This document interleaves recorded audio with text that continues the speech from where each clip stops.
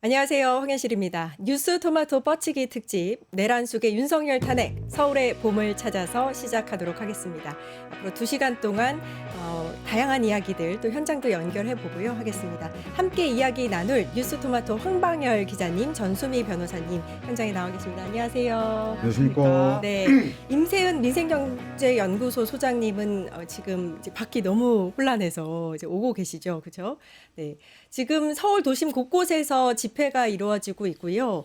저희 뉴스토마토 광화문 스튜디오가 있는 본사 앞에도 정말 많은 집회들이 열리고 있어서 길이 많이 막혔어요. 오시는데 힘들지 않으셨어요?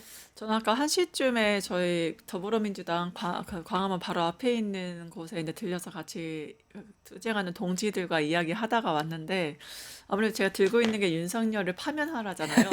그거 네. 들고 여기까지 오는 그 길이 아시지 않습니까? 네. 그 광화문 집회하시는 분들이 저한테 막 무한 레이저를 쏘시면서 죽일 듯이 저를 쳐다보시더라고요. 제가 윤석열 파면하라 그걸 들고 있으니까. 그래서 굉장히 현장에 그러한 탄핵 찬성과 탄핵 반대의 목소리가 굉장히 강하다. 정말 총 걸기 했구나. 그런 뜨거운 그 열기, 뜨거운 분노 이런 걸 느꼈습니다. 네, 밖에 열기가 엄청나게 뜨겁고 또 그만큼 좀 혼란스러운 상황인데 그 현장의 열기들 또 지금의 상황들을 잘 한번 전달해 드리도록 하겠습니다. 뉴스 토마토 뻗치기 특집. 자, 지금 첫 번째 주제는 윤석열 탄핵 선고 임박. 입니다.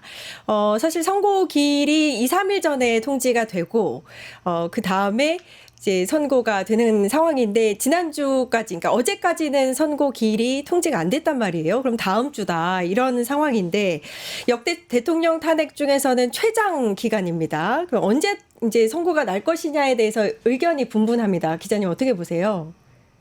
그러니까 저는 지난 금요일 날 14일 날에는 뭐가 나올 거라고 예상들을 하고 저도 그렇게 했는데 네. 그날 이제 언제 발표한다는 예고도 안 나왔습니다. 그래서 이제 약간씩 불안감 이런 게 조금씩 커져가고 있는 그런 상황인데 지금 말씀하신 대로 노무현 대통령 같은 경우에는 63일 만에 기각됐고 네. 박근혜 대통령 같은 경우는 91일 만에 이제 파면 결정이 났는데 이미 이제 그 기한은 어제부로 넘었죠. 네.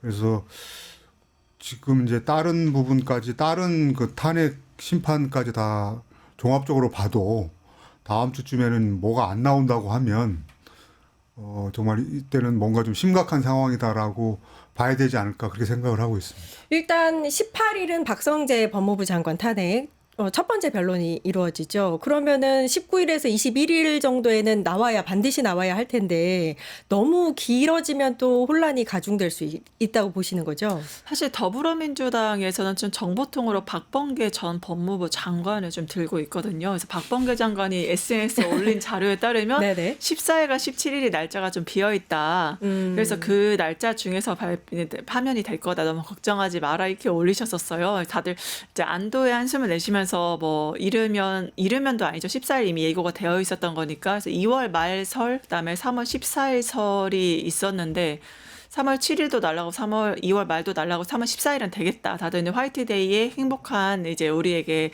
그런 달콤한 파면 소식을 주겠다. 어떠한 초콜릿, 어떠한 사탕보다도 달콤하겠다라고 확신을 했는데 결국에는 그렇게 되지 않았던 것이 여러 가지 요인이 분명히 있을 것 같아요. 근데 아무래도 그런 최장기 지금 그 이런 기간에 대해서 레코드를 깬 거기 때문에 그러면 그럴 만한 이유가 분명히 있는 거거든요. 잘 아시다시피 우리 윤석열 대통령 체포영장 발부도 불법이다라고 강력 주장했고, 나 맨 처음에 탄핵심판 서류도 수치 거부부터 이미 그러니까 윤석열 대통령 결론만 말씀드리면 윤석열 대통령의 큰 그림이 통했다. 결국은 지연 전략이 성공했다라고 전 좀 보고, 국민의힘에서는 왜 전략시키려고 하냐? 왜 전략적으로 지연시키려고 하냐? 왜 윤석열을 지연시키려고 하냐 봤을 때 단 하나, 이재명 대표님의 2심 과 비슷하게 아니면 그 이후에 발표해라 이런 압력을 계속 지금 넣고 있는 거거든요. 그러니까 네. 늦어지면 늦어질수록 이재명 대표님의 그 2심과 같이 날짜가 이제 가까워지기 때문에 거기에 대한 어떤 정치적 영향력을 계속 행사하려는 그런 압박감을 분명히 주고 있는 요인도 없지 않아 있을 수 있지 않을까라는 좀 우려가 됩니다. 지금 거의 25일 가까이, 그러니까 한 달이 다 돼가고 있는 상황이고 매일같이 평의가 이루어지고 있는데 왜 결론이 안 나느냐에 대해서는 혹시 의견이 갈린 거 아니냐 하는 우려도 있거든요. 그럼 만장일치를 바라는 국민들한테는 조금 안 좋은 소식일 수도 있는데 기자님 어떻게 보세요?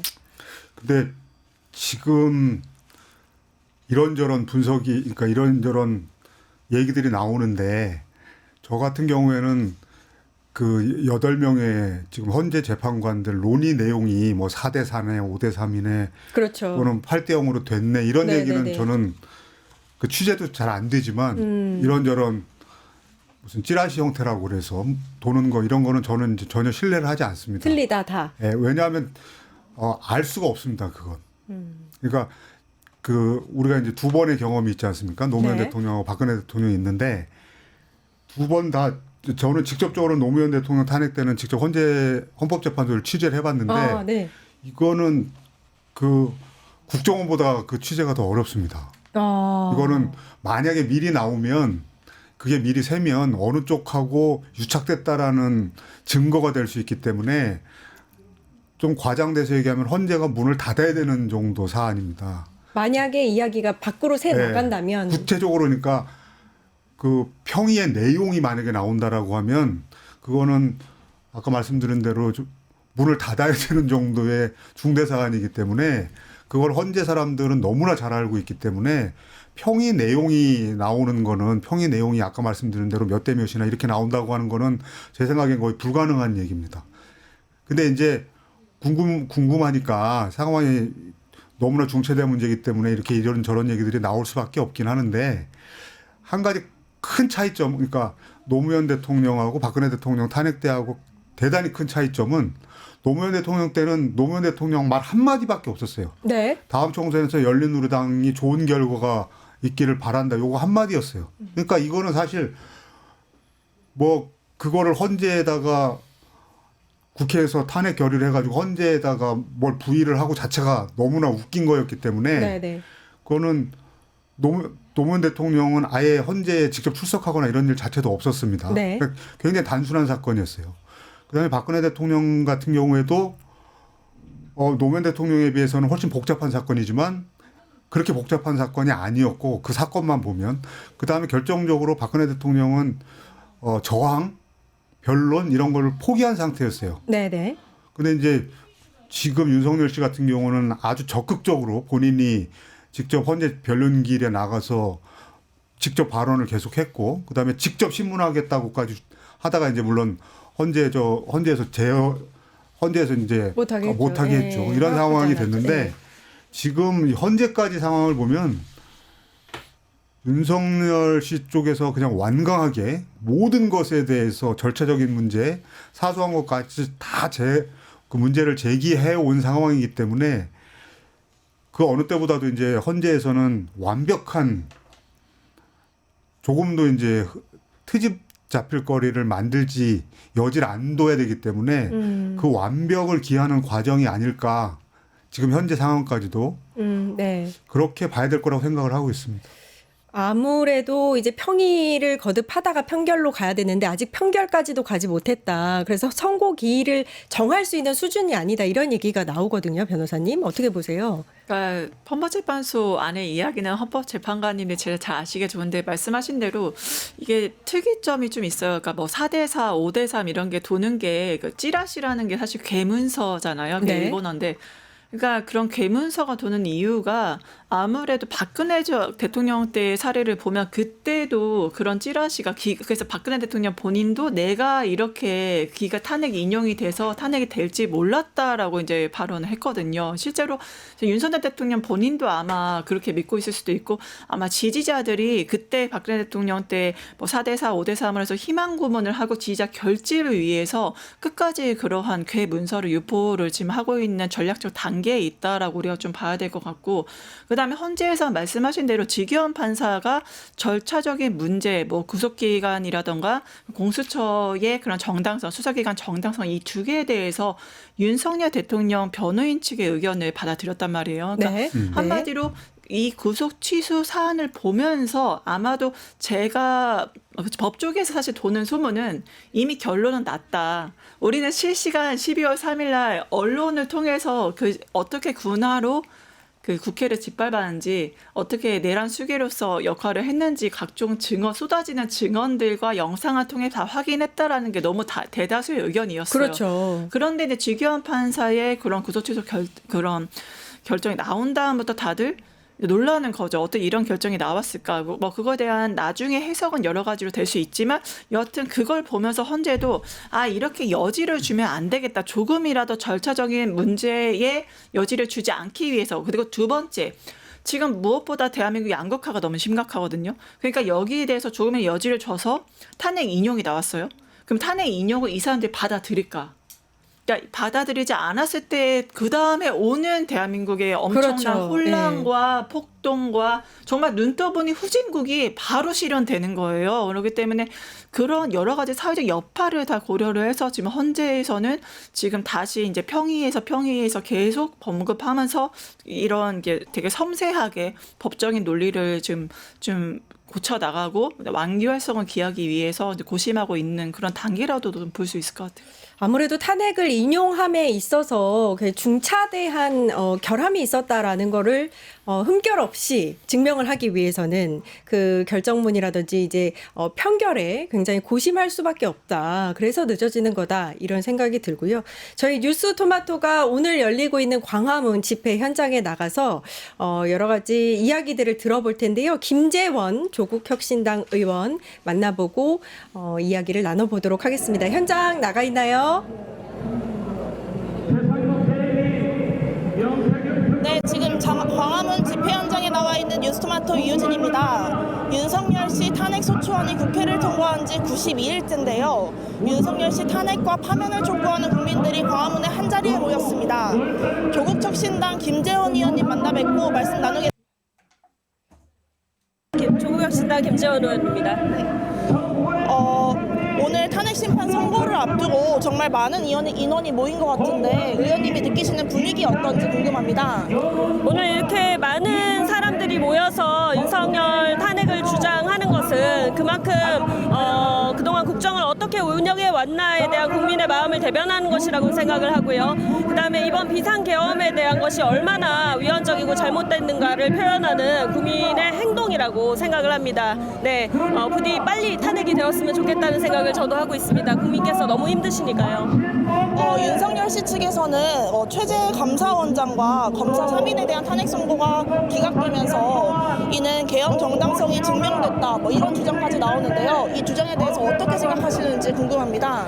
국민의힘에서 주장하는 것은 단편적으로 그것 자체가 기각이 되었다는 것만 얘기를 하는 것이고요. 사실상 헌재에서 판단을 내린 것은 그 불법성이나 이런 것들이 뭐 명확하게 이렇게 다 잘한 것이 아니다.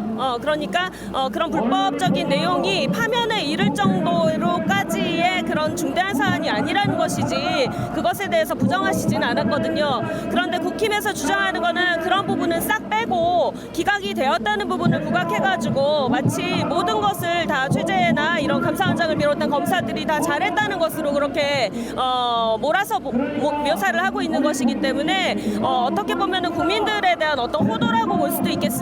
그러니까 국민들께서는 헌법재판소에서 내린 그 판결문을 잘 읽어보시고 그 부분에 명확하게 이렇게 기각이라는 것이 그들의 불법성을 전부 다 해소해주지는 않는다는 것을 파악을 해주시기 바랍니다. 국민의힘 측에선 윤석열 씨보다 한덕수 국무총리에 대한 탄핵 심판 선고가 먼저 이루어져야 된다고 하는데 이에 대한 주장의 이유는 무엇인지 좀 궁금합니다. 그것은 헌재의 판단을 이제 흐리게 하려는 국힘의 어떠한 여론 조장이라고 볼 수가 있겠는데요. 한덕수 총리에 대한 건과 윤석열 대통령에 대한 이 비상계엄에 관련한 건들이 얽혀 있기 때문에 사실상 한덕수 총리 건에 대해서 먼저 판단을 해줘야 되는 것이 아니냐라고 지금 하는 것인데 그것은 한덕수 총리 건을 먼저 판단을 내리게 하는 여론을 조장함으로써 사실은 윤석열 대통령 탄핵건에 대한 것을 계속해서 늦추려는 그런 의도가 포함된 그런 주장이라고 볼 수 있겠습니다. 지금 헌재 심사숙고가 좀 길어지고 있는데요. 좀 헌재가 빠른 결정을 내려야 국민 통합도 빠르게 될 수 있을 것 같은데 이에 대한 의원님 생각은 어떠신지 궁금합니다. 국민의힘은 그동안 많은 프레임을 만들고 그리고 그것들 오랫동안 주장을 해왔습니다. 언론을 통해서 접하는 국민들께서는 그러한 프레임에 씌워진 그러한 주장들을 여과 없이 받아들이시게 되는 측면이 뭐 유튜브나 이런 것들을 통해서 많이 확산이 되고 그래왔던 측면이 있거든요. 그런데다가 이번에 이렇게 극우 보수들까지도 동원을 하게 된 이런 상황에서는 그러한 잠시만요. 다시 해도 될까요? 네, 사람 경우. 네. 죄송합니다. 다시 할게요. 요거는 네, 질문 한 번만 다시 해주세요. 말씀드린 거는 헌재 고심이 길어지고 있는데 국민 통합을 위해서 좀 빨리 이루어져야 되지 않겠나 뭐 이런 생각에 대해서 어떻게 생각하시는지. 네, 국민의힘에서는 그동안 많은 프레임들을 만들고 진보 진영을 공격하는 말하자면 이제 좌파라던가 이쪽이 북파 공작원들 뭐 이런 쪽하고 가깝다든가 이렇게 해서 노조도 마찬가지고 진보 진영을 응원하는 분들 그리고 민주당 내지는 다른 진보 야당들을 공격을 해왔었습니다. 요즘 유튜브 등을 통해서 특히 알고리즘에 의해서 이런 것들만 계속해서 보수 진영의 주장만 보시고 이제 그쪽으로 쏠리는 그런 경향이 있는데다가 이번에 서부지법을 공격한 그런 사태들만 봤을 때도 그러한 프레임들이 드러나기 시작하면서 그동안 숨어있던 극우적인 측면들이 이제 드러나고 있는 것이거든요. 거기까지 다 동원을 하겠다는 것이거든요. 그러다 보니까 국민적으로 이 비상계엄에 대한 어떠한 판단이 굉장히 팽팽한 것이 아닌가라고 이렇게 생각을 하게 만드는 그런 여론 효과가 있습니다.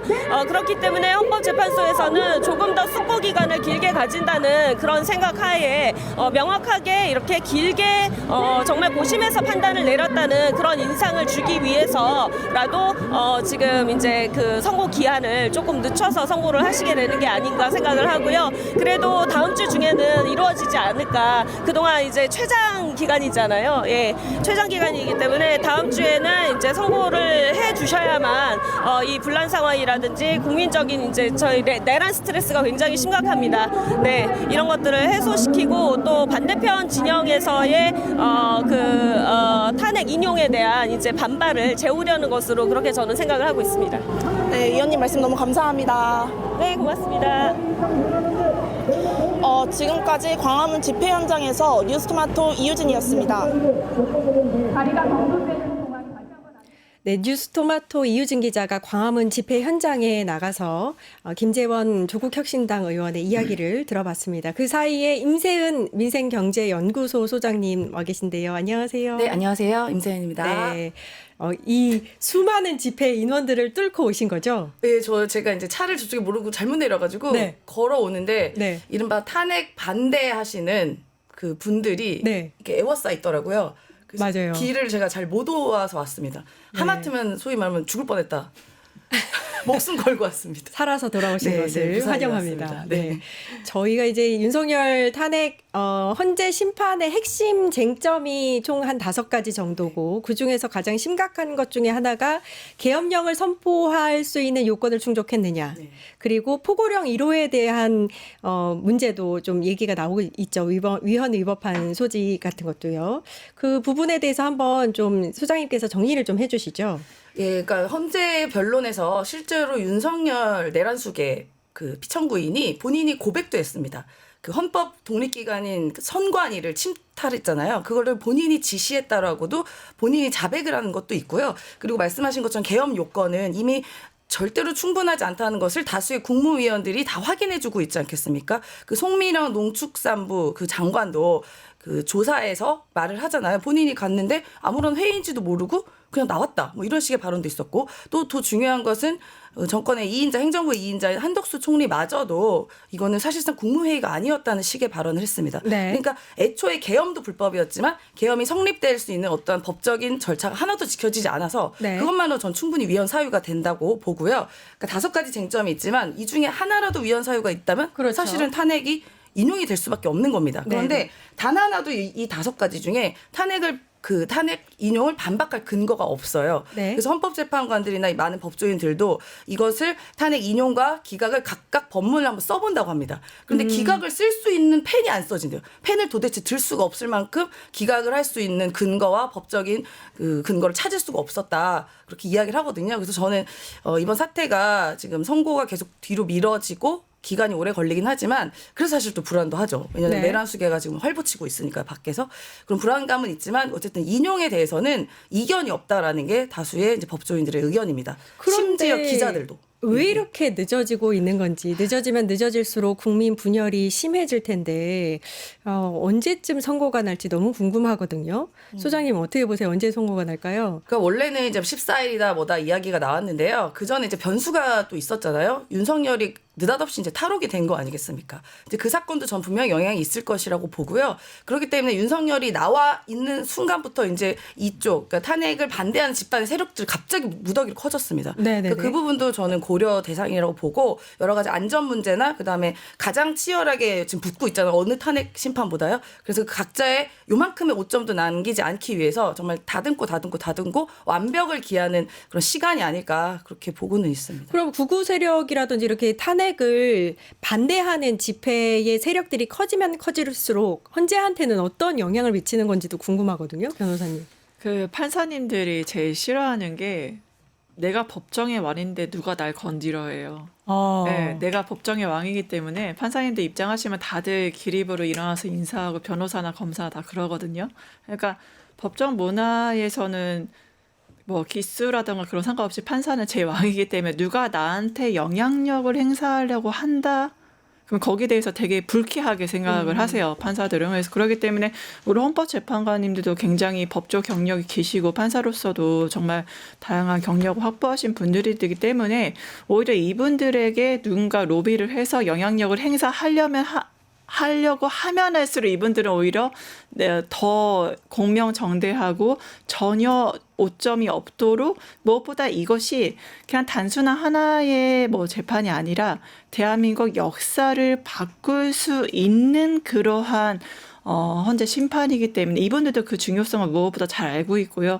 그렇기 때문에 문영배 재판관님 같은 경우는 정말 본인이 뭐 중국 공산당 빨갱이다, 뭐 가족분들도 지금 다 털리고 재판관 한 분 한 분이 특히 진보 계열에 계신다고 알려졌던 분들이 다 너무 좀, 이거는 정말 인간적으로 좀 안 하셨으면 좋겠는데, 한 해라고 할 정도로 가족분들까지 탈탈 털면서 지금 괴롭히고 있거든요. 근데 제 판사분들은 오히려 그럴수록 이거는 좀 도가 넘었는데, 그러니까 이건 같은 판사, 우리 동료를 이렇게까지 건드리나라는 그런 불쾌감과 위기의식 속에서 우리는 우리 할 일을 하자. 역사 속에서 우리 이름이 남는다. 그래서 이 흐름을 우리가 대한민국이 더 이상 몰락을 막고 법치주의로 다시 돌아가고 민주주의 후퇴를 더 이상 막는 우리의 사명을 다하자는 마음으로 저는 임하고 있다고 이미 들었고요. 그런 결과 또한 기대할 수 있을 거라 확신합니다. 선고기일이 언제인가도 궁금하지만 우리가 윤석열 대통령의 탄핵 선고를 직접 생중계로 볼 수 있느냐 이 부분도 궁금하거든요. 박근혜 전 대통령 같은 경우에는 선고를 생중계로 봤었고요. 어떨 것 같으세요? 그거는 이게 헌재 자체 판단으로 다 하는 일이기 때문에 네. 지금의 중요도를 보면 그리고 국민적 관심사 그다음에 한국에서만 관심사가 아니고 전 세계적인 관심사이기 때문에 저는 생중계를 할 거라고 보고 하는 게 맞다고 생각을 하고 있습니다. 일단 헌재의 규칙은 재판장이 필요하다고 생각할 그렇죠. 경우에는 생중계를 할 수 있다인데 아직은 알 수가 없다.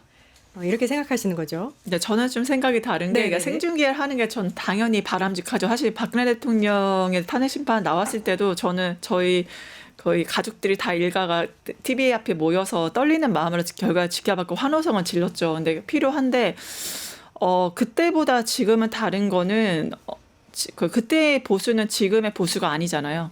말 그대로 극우잖아요. 그러니까 이 극우들의 특징, 지금 결집하는 세력들의 특징은 비상식이에요. 그러니까 지금 우리는요 비상식과 상식의 싸움이고 저들은 죽자 살자 달려들고 있거든요. 네. 그렇기 때문에 서부 지방 법원 폭도에 대해서 외신들도 뭐라고 평가했냐면 저렇게 그 극악무도한 이제 폭도들이라고, 그러니까 윤석열을 지지하는 극악무도한 폭도들이라고 외신 기자들이 그렇게 판단을 했어요. 그러니까 전 세계는 지금 이거 다 지켜보고 있고 문제라고 생각하지만 중요한 건 사람의 안위와 생명 아니겠습니까? 지금 헌법재판소 가족분들 전제 신상까지 굉장히 위협을 가하고 있는 상황에서 이게 생중계로 방영이 됐을 때 이미 과거에 버스도 넘어서고 헌법재판소 침입을 하려고 했던 과거 폭도들, 박근혜 폭도들의 사례를 봤을 때 그 이상의 어떤 행동을 할지가 예상이 불가능한 상황에서 저는 헌법재판소 재판관들의 안위를 생각해서 다른 생중계에 대한 다른 판단도 충분히 나올 수 있어요. 왜냐하면 그 정도로 지금 사회가 너무나 양극화가 심하고 다른 보수가 결정할 아니라 수도 있고. 극우고 정말 생명의 위협을 느낄 정도로 너무나 비상식적인 사람들이 지금 거리에 가득 찬 이런 행태가 그런 것들을 야기할 수 있지 않을까 좀 우려가 됩니다.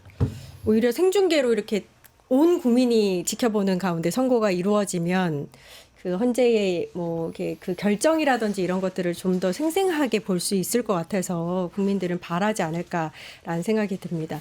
이 선고일이 가까워 오면서 여야의 막판 이제 여론 총력전이 이루어지고 있는데요. 어제 저는 정말 기가 막혔던 게 뉴스에서 그 국힘의원이 기도를 하더라고요. 탄핵 각하를 외치면서 기도를 하고 어깨띠를 매면서 이제 탄핵 각하를 주장을 하고 있는 상황인데 소장님 어떻게 보세요? 하나님이 노할 일입니다. 네. 기도를 그렇게 하는 게 십자가로 맞을 일이에요. 저는. 네, 십자가로 맞을 네, 일이다. 십자가로 맞을 일이라고 저는 네. 봅니다. 하나님도 본인한테 혼난다잖아요. 네. 뭐 하나님 뭐 까불면 죽어 뭐 이렇게 하는 생각들 아니에요? 네, 네, 네. 그러니까 저는 그런 거를 종교라는 이름을 기대서 하는 게 굉장히 종교적, 그러니까 저도 이제 종교를 믿는 사람으로서 네. 굉장히 불쾌감을 느낄 것 같습니다. 그리고 이게 엄청난 일이잖아요. 내란수계에 대한 범죄입니다. 그러면 앞으로 살인한 사람이 있다고 치면 기도해서 풀어달라고 풀어지는 겁니까? 근데 사실 그 연쇄살인보다 더한 짓을 윤석열 내란수계가 한 거잖아요. 네, 네. 그러니까 더 나아가서는 계엄이 성공했다면 지금 뭐 저도 꽃게밥 됐을지도 모르고요. 네. 뭐 수거 명단에 또 어느 사람이 얼마큼 지금 이 뉴스토마토 스튜디오도 안전하지 못했을 것 같습니다. 네. 여기 있는 사람 네. 다 수거됐을 것 같아요. 그런데 무슨 그거를 봐달라고 하면 그게 봐집니까? 오히려 그렇게 종교를 절실히 믿는 사람들은 오히려 이 범죄에 대해서 반성하고 사죄하고 하나님께 사죄의 기도를 드리고 적절한 법적 처분을 받아라라고 이야기를 하는 게 종교인의 자세인 거죠. 백날 기도해봤자 소용없고 그거는 이른바 극우, 이른바 전광훈유를 비롯한 목사라고 참칭하는 세력들의 그 세력들을 달래고 내가 이렇게 열심히 윤석열 탄핵을 반대하기 있어라고 보내는 시그널 그 정도 수준이다 그렇게 봅니다. 어제 이제 국힘에서 뭐 나온 이야기들을 보면 오히려 민주당 쪽 아니면은 진보 세력들이 헌재를 겁박하려고 하고 있다 이런 얘기도 나온단 말이에요. 근데 이런 그 움직임들이 총력전들이 헌재의 어떤 압력으로 다가올 수도 있는 거예요, 정말? 그렇게 민주당이나 진보 세력이 헌재를 겁박한다는 소리는 정신 나간 소리고요. 네. 그러니까 이제 조갑재 씨한테 그렇게 미치광이 이적단체, 미치광이 대통령이라는 얘기를 듣죠. 같은 보수 안에서도, 물론 보수도 아니지만 그거는. 사실 이거는 저는 윤석열의 큰 그림 중에 하나인 것 같아요. 윤석열 대통령의. 왜냐하면 헌법재판소의 그 탄핵 심판에 임했던 윤석열 대통령의 태도는 정말 노브레인, 한마디로 말하면 노브레인이었어요. 그러니까 네, 네. 재판관이 말하고 있는데 끊고서 본인이 얘기하고요. 본인이 진행하고요. 네, 네. 그다음에 뭐 지연 왜 이렇게 서류 안 내냐, 이쪽 서류 내라 주장만 있다 하면은 자꾸 지연 하는데 내가 뭐 지연을 했다고 이러냐. 이거는 일반 상식을 가진 일반 시민들이 법정에서 할 수 없는 말이에요. 그러니까 대통령은 이미 본인이 이러한 그 헌법 재판에 참여를 해서 지연 전략을 폈을 뿐만이 아니라 자기의 모습 건재하다. 나 이렇게 헌법 재판에 내가 뭐 휘둘리지 않아. 내가 왕이야. 이런 모습을 보여줘서 이런 지지 세력의 결집을, 그리고 나 이렇게 헌법재판소도 내 앞에서 우스워. 그러니까 너희들 헌법재판소 마음대로 해. 라는 오히려 저는 암묵적인 디렉션을 내렸던 정말 내란 수계가 아닐 수 없다. 그러니까 이런 자들은 빨리 한시라도 빨리 처단돼야 되고요. 결국엔 윤석열의 큰 그림으로 인해서 지지자들도 헌법재판소를 겁박하고 있고 협박하고 있다라고 봅니다. 네.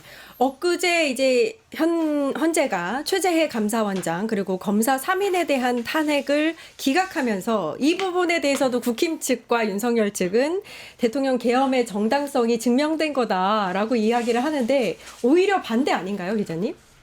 그러니까 왜 비상계엄을 했느냐라고 주장할 때 그 근거를 민주당의 탄핵 남발, 그다음에 일방적인 예산 삭감, 네. 그다음에 일방적 입법, 거기다가 이제 뒤에 이제 부정선거론을 갖다가 붙였는데 그런 논리를 보면 이제 민주당이 탄핵 남발했던 것이 저 헌재에서 줄줄이 기각하고 있으니 윤석열의 계엄 근거가 확인된 거 아니냐라고 이제 주장을 하는 거죠. 네. 근데 이제 뒤에 얘기가 나오고 있습니다만 이건 이제 논리적으로 금방 그 굉장히 큰 허점이 있는 게 그러니까 다 알면서 사실 이제 윤석열 씨 쪽에서도 국힘도 다 알면서 이런 얘기를 하는 건데 헌재에서 그 탄핵 판결하면서 네. 탄핵 남발이 아니고 민주당이 탄핵 남발한 게 아니다라고 아니고 했죠. 헌법 수호라고 표현을 했어요. 네. 그다음에 일부 정치적인 목적이 있다고 하더라도 그 부분이 중요한 게 아니다라고 이제 명시적으로 얘기를 했습니다. 그렇죠. 근데 더 중요하게 받을 거는 그게 8대 0이었어요. 네, 네. 이런 전원일치로 네. 기각을 했습니다. 그러니까 하면서 그 이야기를 했죠. 그 내용에 대해서 네. 8명이 다 동의했다는 얘기예요. 네, 네, 네. 그러니까 민주당이 국힘이 말하는 민주당의 줄탄핵, 탄핵 남발에 대해서 탄핵 남발이 아니다. 그거는 헌법 수호라고 하는 것에 대해서 헌법재판관 8명이 전원이 일치했다라고 하는 부분은 국힘에도 법률가들이 어마어마하게 많기 때문에 네. 다 알면서도 저렇게 주장을 하고 있다. 이런 생각을 하게 됩니다. 그리고 어제 이제 그 탄핵 기각한 그 결정문을 보면 검사들 탄핵 기각한 결정문을 보면 그 도이치모터스 주가 조작 사건에 대해서 김건희에 대한 어떤 증거라든지 수집이라든지 이런 수사를 제대로 하지 않았다라는 내용도 있었어요, 소장님. 네. 이창세한테 그런 얘기를 지적을 한 거죠. 예. 그렇죠? 실제로 그 이종호, 그 블랙펄 인베스트먼트 대표이자 도이치모터스의 공범인 이종호와 김건희 씨가 36번이나 뭐 연락을 주고받았다는 내용도 있잖아요. 네, 그렇죠. 그런 것에 대한 조사나 수사, 뭐 우리 압수수색, 증거 이런 거 하나도 수집하지 않고 그냥 검찰이 둘이 뭉실 지나가면서 이른바 황제 소환 아니면은 콜검이라고 불리어질 만큼 그렇게 굴욕적인 수사를 본인들이 당했잖아요. 김건희 씨한테. 네. 그러니까 제대로 왜 일부러 무능력을 증명했냐라는 것이죠. 그 검찰이 우리가 소위 말하면 우리가 맨날 검세 이렇게 얘기해서 사실 우리가 뭐 이렇게 그 검찰에 안 좋은 이미지가 있긴 하지만 이분들 굉장히 똑똑하신 분들입니다. 네. 법적 지식도 굉장히 많고요. 그러니까 충분히 도이치모터스 주가 조작 같은 경우에는 나와 있는 증거나 뭐 계좌 관리 그다음에 증인들 너무 많기 때문에 이거는 조사도 그렇게 길게도 안 걸려요. 이미 그것 때문에 그 수사받고 처벌받은 분도 계시거든요. 그거에 준해서 한다면 이건 한 달 안에 다 끝날 수 있는 일을 질질 권력의 눈치를 보면서 끌고 그 무능력을 일부러 무능함을 보여줬단 말입니다. 그러니까 헌재에 있는 재판관들도 그걸 딱 보면 알죠. 법 전문가시니까. 누구보다 법 전문가들이 헌법 재판관들이잖아요. 그러니까 너는 제대로 수사도 안 하고 왜 무혐의를 때렸냐. 제대로 안 했잖아. 그리고 왜 우리한테 증거 안 줬냐라고 그 사실상 질책을 한 건데 그 사유가 헌법에 위반되는 것까지는 파면까지는 도래하지 않는다라고 이제 마무리를 해준 겁니다. 네. 이게 잘못이 없다는 게 아니었어요. 뭐 감사원장도 마찬가지고요. 그것도 뭐 이번에 줄탄핵을 오히려 한 게 아니다라고 증빙을 해줬기 때문에 뭐 저는 이번 기각 사태가 만약 그렇게 이 윤석열 파면에 있어서 매우 부정적인 건 아니다. 오히려 그 8대 0으로 만장일치 된 그런 흐름을 보는 게 오히려 더 좋은 것 같습니다. 네. 그러니까 8대 0 만장일치 했기 때문에 다음 헌재 판결도 그 만장일치로 아마 갈 거다라고 하면 윤석열 파면은 8대 0으로 나오지 않을까라고 오히려 예측이 더 쉬워졌죠. 그러니까요. 일각에서는 이제 헌재의 이 감사원장과 검사 3인의 탄핵 기각을 하면서 했던 이 결정문의 내용이 오히려 윤석열 대통령의 탄핵을 인용할 것이라는 어떤 힌트를 준 것이다라는 그렇게 보시는 시각도 있거든요. 변호사님 어떻게 보세요? 힌트를 준 것이다. 네, 네. 그렇죠. 힌트를 줬죠. 왜냐하면 이게 여러분들 지금 탄핵 인용이냐 기각이냐 결과가 너무 궁금하지 않으십니까? 그렇죠. 저는 우리 존경하는 헌법재판소 재판관님들께서 국민들을 안심시킬 수 있게 결과는 발표할 때는 기다리지만 힌트를 드리겠습니다라고 힌트를 주신 게 아닌가. 바로 이러한 그 검사 탄핵이나 이런 거를 말씀하시면서 너희 바로 국민의힘 쪽에서 얘기했던 검사 탄핵 남발, 윤석열 쪽에서 얘기했던 내가 왜 계엄 선포를 해야 되냐면요. 민주당에서 탄핵을 남발했어요. 그리고 부정선거가 있었어요. 그 바로 이유 중에 하나였죠. 바로 그걸 정면으로 깨버린 거예요. 그러니까 민주당이 탄핵 남발했다. 아니 국회의 정당한 권리를 행사한 것이다.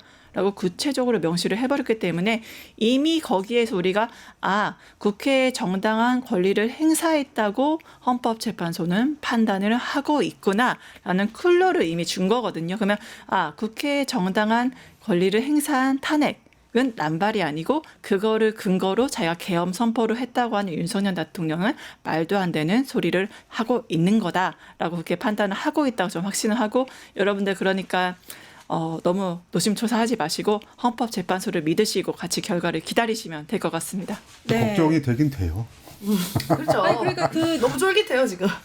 감사원장과 검사 3인 탄핵 기각을 먼저 한 그 선고를 먼저 한 이유도 많은 이야기들이 있잖아요. 혹시 이게 좀 희망을 섞어서 얘기를 하자면, 그렇죠? 헌재가 이렇게 중립적인 입장에서 이제 선고를 내린다. 그걸 보여주기 위해서 먼저 선고를 했다 이런 얘기도 있단 말이에요, 기자님?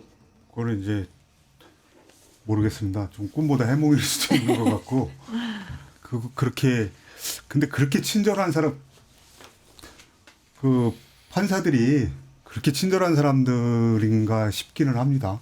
그런가요? 네, 그냥 좀 맨 처음에는 다른 모든 탄핵 사건보다도 대통령 탄핵 사건을 가장 중대하고 중요한 문제이기 때문에 그걸 최우선적으로 하겠다고 그랬는데 일단 그거하고는 지금 상황이 달라진 건 분명하단 말이에요. 그래서 여러 가지 희망적인 걸 찾기 위해서 지금 여러 가지 해석이 나오는데 제가 보기에는 여전히 아까 말씀드린 대로 이게 하도 흠집 잡으려고 하는 세력이 많기 때문에 논리적 완결성을 위해서 논리적 완결성을 기하기 위해서 하고 있는 과정이다. 이렇게 좀 생각을 하고 있습니다. 알겠습니다. 저는 또 이렇게 불안하신 분들을 위해서 조금의 해주세요. 희망을 말씀해주세요. 힐링을 약간 네네. 드리자고 하면 그러니까 재판관들 그러니까 다른 뭐 헌법 재판관들 이외에도 그냥 일반 판사들도요 그런 의식이 있대요. 나는 굉장히 중립적이다. 그런 무슨 중립적이다라는 무슨 이게 벗어나면 안 되는 무슨 신 같은 의식이 있나 봐요. 네. 그래서 헌법 재판관들도 당연히 더 높은 수준의 중립을 가져야 된다라는 의식이 아마 있으시겠죠. 그래서 네.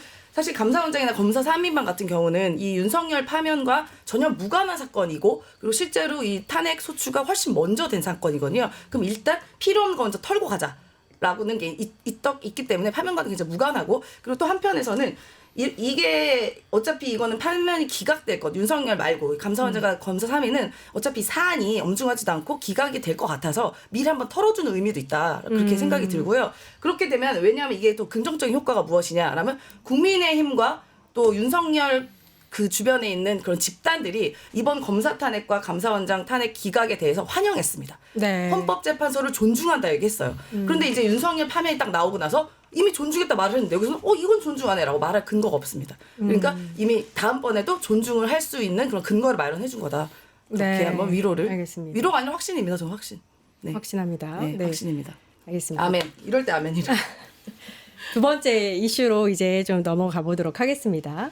어제 이제 최상목 대통령 권한 대행이 2개월 만에 8번째 거부권 행사를 했는데 그게 이제 명태균 특검법입니다. 아니 이게 대통령 권한 대행이 이렇게까지 거부권 행사를 많이 해도 되는 건지 그러면서 마은혁 재판관 임명은 하지 않고 있고요. 그렇죠? 어떻게 보세요, 변호사님? 이게 이제 윤석열 정권이 지금 2년 10개월 동안 이제 지금 되고 있잖아요. 그동안에서 39번째 이제 거부권 행사거든요. 이게 이승만 대통령 때가 11년 9개월 동안 45건의 거부권 행사했어요. 11년 넘게 했는데, 그러니까 엄청난 거부권 행사인 네. 비교만 해봐도 아마 뭐 라이벌로 삼고서 아마 레코드를 넘기려고 하나. 그런가요? 근데 모든 건요, 법을 만들 때도 입법 목적이 있고 사람이 어떤 행위를 할 때는 거기다 이유가 있거든요. 저는 최상목이 큰 그림이 좀 보인다. 최상목이 어떤 뭐라고 권한대행, 그러니까 최상목 대통령 권한대행이잖아요. 최상목 대통령, 그러니까 권한대행 글씨를 좀 떼고 싶은 것 같아요. 아, 대권에 네, 욕심이 그러니까 있다. 그래서 왜냐하면 제가 또 두 가지 발언 때문에 좀 걸리는데 첫 번째는 내가 대통령직 권한대행 하니까 우리 가족들이 날 너무 좋아했다. 그 말씀을 가문의 하셨고, 영광이다. 가문의 영광이다 하시면서 외신 기자가 이런 의미심장한 질문을 합니다. 최상목 대행한테 혹시 대선에 좀 출마에 관심이 있으신가요? 했더니 어떻게 했을 것 같아요?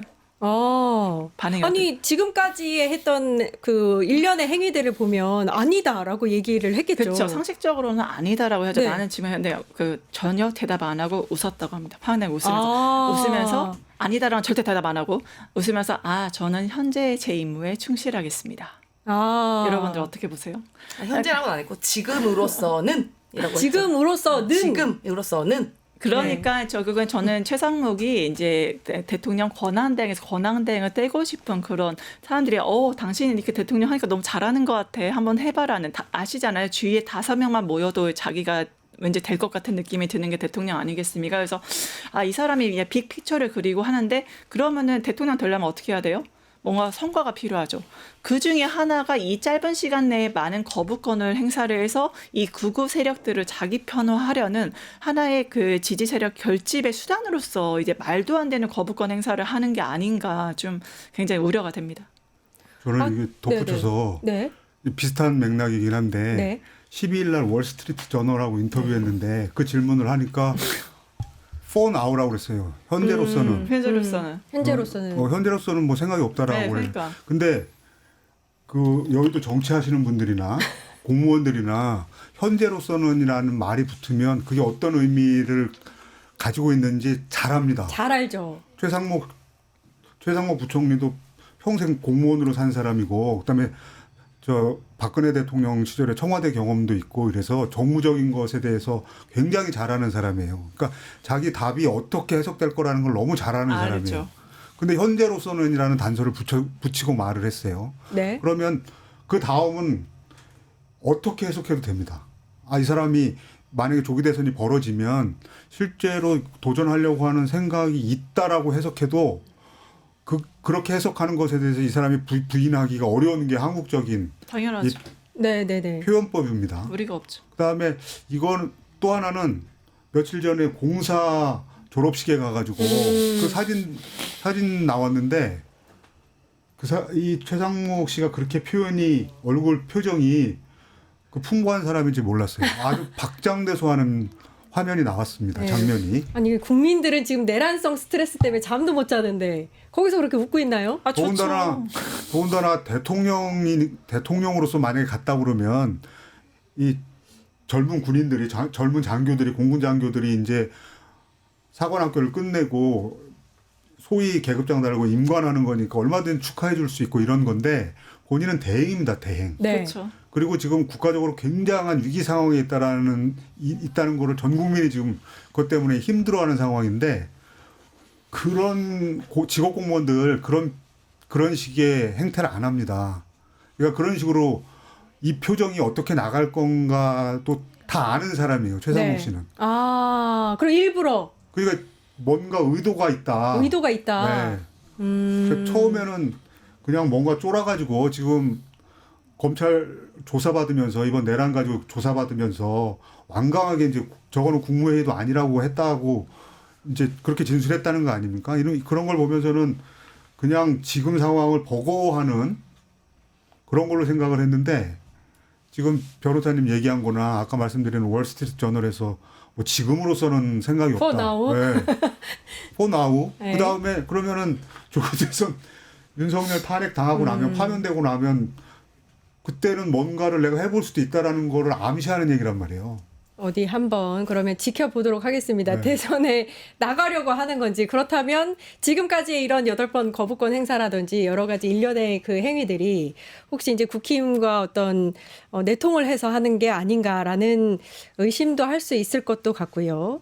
자, 여기까지 잠시 멈추고 다시 뉴스토마토 기자님 그 집회 현장에 나가 계신데요. 용인 기본소득당 의원님 한번 이야기 들어보도록 하겠습니다. 현장 나가 있는 기자님 안녕하세요. 네, 안녕하세요. 이번엔 야 5당 대표 중 한 분으로 이번 집회 참석하신 기본소득당 용혜인 의원님 만나 뵙겠습니다. 의원님 안녕하세요. 네, 안녕하세요. 기본소득당 대표 용혜인입니다. 네. 오늘 탄핵심판 선고일을 앞두고 마지막 주말일 것 같은데 의원님이 보시기에 현장 분위기 어떻게 느끼셨는지 궁금합니다. 네, 반드시 이번 집회가 마지막 주말 집회가 될 것이고요. 이제 탄핵 선고 날 때까지 평일 집회가 이어질 예정이니까 평일 집회에도 많은 분들 함께 해주시면 좋겠습니다. 오늘 정말 많은 분들이 이곳 광화문을 가득 메워주셨습니다. 그래서 평소에는 평일 집회에서는 보통 한 차선씩 사람이 늘어남에 따라서 이제 차로를 확보했다면 이번에는 지금 광화문 전차로를 다 이미 사람들로 가득 메웠을 만큼 많은 국민들이 함께 해주고 계십니다. 윤석열 씨 탄핵 선고가 역대 최장을 기록할 것 같은데요. 그만큼 헌재가 고심이 크다고 봐야 할까요? 고심이 크다기보다는 워낙 국민의힘에서 헌법재판소를 공격하고 헌정질서를 부정하는 언어들을 공격적으로 내뱉고 있기 때문에 그런 것들을 이후에 여러 논란들과 이런 것들을 좀 막기 위한 고민들을 좀 하고 있는 것 같고요. 헌법재판소의 파면 결과에는 저는 이론의 여지는 없을 것이라고 생각합니다.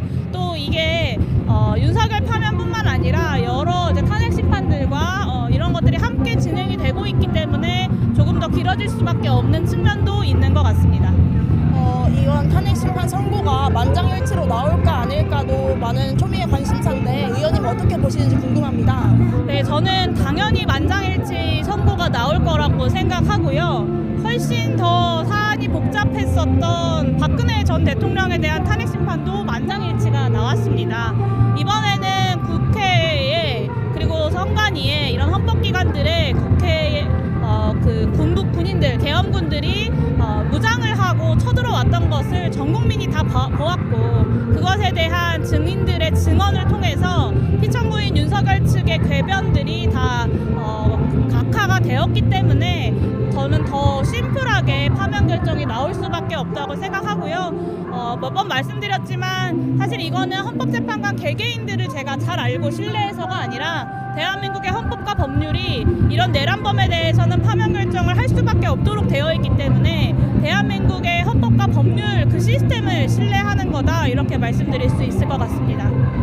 국민의힘에서는 그동안 탄핵 기각을 얘기하다가 이제는 탄핵 각하를 요구하고 있는데요. 이렇게 주장이 바뀐 거에 대해서는 어떻게 생각하시는지도 궁금합니다. 내용적으로는 파면을 면할 수 없기 때문에 절차적인 꼬투리를 잡아서 각하를 요구하는 것이라고 생각합니다. 사실 기각과 각하의 차이는 기각은 내용적으로 인용할 내용이 없다라는 것이고 각하는 어떤 절차적인 요건에 해당하는 것 아닙니까? 근데 수없이 많은 변론기일과 또 증인신문을 거치면서 이 윤석열 대통령이 하고 있는 말들이 다 거짓말이고 궤변이다라는 것이 다 드러났기 때문에 국민의힘의 오랜 법조인들 출신인 국회의원들도 자신들이 주장할 수 있는 건 기각이 아닌 각하밖에 없다라고 생각하는 것 같습니다. 최근에 그 윤석열 대통령에 대한 석방 결정도 아마 그런 각하를 주장하자 이런 영향을 미친 것이 아닌가라는 추측도 해봅니다.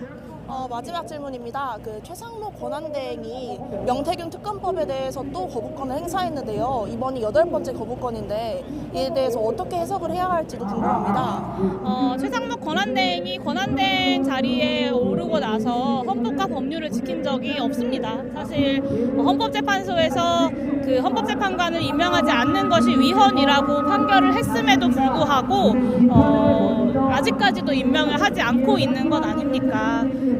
저는 이번에 명태균 특검법에 대한 거부권 역시 그저 내란숙의 윤석열의 논리를 그대로 답습하고 있을 뿐이라고 생각하고 최상무 권한대행의 탄핵 사유를 하나하나 쌓아가고 있는 것 뿐이라고 생각합니다. 오늘 진성준 민주당 정책위 의장께서도 사전집회에서 그런 말씀을 하셨는데 기본소득당도 예전부터 이 헌법과 법률을 지키지 않는 최상무 권한대행에 대한 탄핵이 필요하다라는 주장을 해왔습니다. 저는 윤석열에 대한 파면 결정이 마무리가 되고 나면 오늘 진성준 정책위 의장 말씀하신 대로 빠르게 야5당이 힘을 모아서 이 헌정질서를 문랑케 하고 있는 권한대행 최상목에 대한 탄핵을 추진해야 된다고 봅니다. 네, 말씀 너무 감사합니다. 네, 감사합니다. 네, 지금까지 광화문 집회 현장에서 뉴스토마토 이유진이었습니다. 네, 광화문 현장 연결해서 용해인 기본소득당 의원과 함께 인터뷰해봤습니다. 최상목 권한대행의 8번째 거부권 행사, 명태균 특검법을 거부했단 말이죠. 어제 민주당 박찬대 원내대표가 이건 내란 공범임을 자인한 거다라고 이야기를 했거든요. 어떻게 보세요, 소장님? 저는 이미 내란 공범인 그런 증거와 증언은 차고 넘치고 네네. 있다고 생각을 합니다. 아까 말씀하신 것처럼 최상목 대행이 인터뷰를 통해서 막 대선을 할 것처럼 이야기를 했다고 하긴 하는데요. 그러니까 제가 한번 말씀드리면 그러니까 약도 적당히 먹어야 됩니다. 그럼 본인이 이제 그러면 이렇게 중독자가 돼버리는 거거든요. 그러니까 참 웃긴 게 일단 대통령 권한 대행이라는 것만 하면 이제 갑자기 어깨에 뽕이 막 들어가는 것 같아요. 그러니까 이른바 소위 말하면 국군 통수권자가 대통령이잖아요. 네. 그러니까 희한하게 대통령 권한 대행만 하면 그렇게 군대를 갑니다. 왜 그럴까 보면 군대가 또 상명하복의 가장 상징적인 곳이잖아요. 엄청난 의전을 받습니다. 그리고 마치 제가 공중에 떠 있는 왕처럼 대우를 받거든요. 그러니까 별 하나만 떠도 그 군대가 일대를 길거리까지 다 청소한다는 얘기가 있는데 예를 들어 5스타인 대통령이 간다면 오죽하겠습니까? 정말 우리 늠름한 군인 청년들이 일사불란하게 탁탁탁 경례하고 이러면 소위 말하는 국뽕이라는 게 빡 차오르거든요. 국뽕. 그러니까 지금 최대행 같은 경우는 이 권한 대행이라는 임무를 정말 해태하고 정말 망각하고 있는 거예요. 대행은 뭐냐? 그 대통령에 있는 서류상의 행정적인 권한만 행사하라는 겁니다. 본인의 의지대로 뭘 하면 안 돼요. 왜냐? 본인 뽑힌 사람이 아니기 때문에. 그런데 그 국뽕을 이른바 맞아서 처음에는 요만큼 시작했던 약이 이제 펜타닐 봉교까지 해야 될 만큼 갔다. 저는 그렇게 생각이 들고요. 그 최상무 대행이 본인의 우리가 누구나 출마의 자유가 있기 때문에 하고 싶으면 할 수도 있죠. 나이도 40살 넘었으니까 누구나 할 수 있는 건데 저는 이 최상목이 죽었다 깨어나도 대통령 선거나 아니 대통령이 되지 말아야 할 제가 3가지 이유를 딱 말씀드리겠습니다. 네. 그리고 최상목 대행이 보고 계시면요.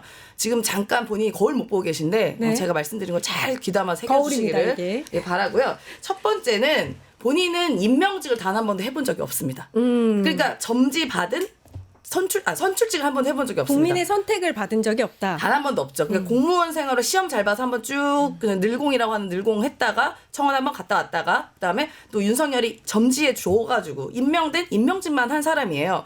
선출직이 얼마나 대단한 거냐? 우리가 소위 말하면 그 지방 의원들도요. 그 선출직을 한 사람들은 우리가 높게 쳐주거든요. 네. 왜냐? 국민의 선택을 받은 거고 국민 앞에서 나를 다 드러냈기 때문에 나의 능력이나 자질이나 모든 걸 다 보여준 겁니다. 그래서 하다못해 시의원, 구의원들, 도의원들, 군의원들 이런 부분들이 더 임명직보다는 더 우리가 더 대단하다 그리고 더 권위가 있다고 생각을 하는 거예요.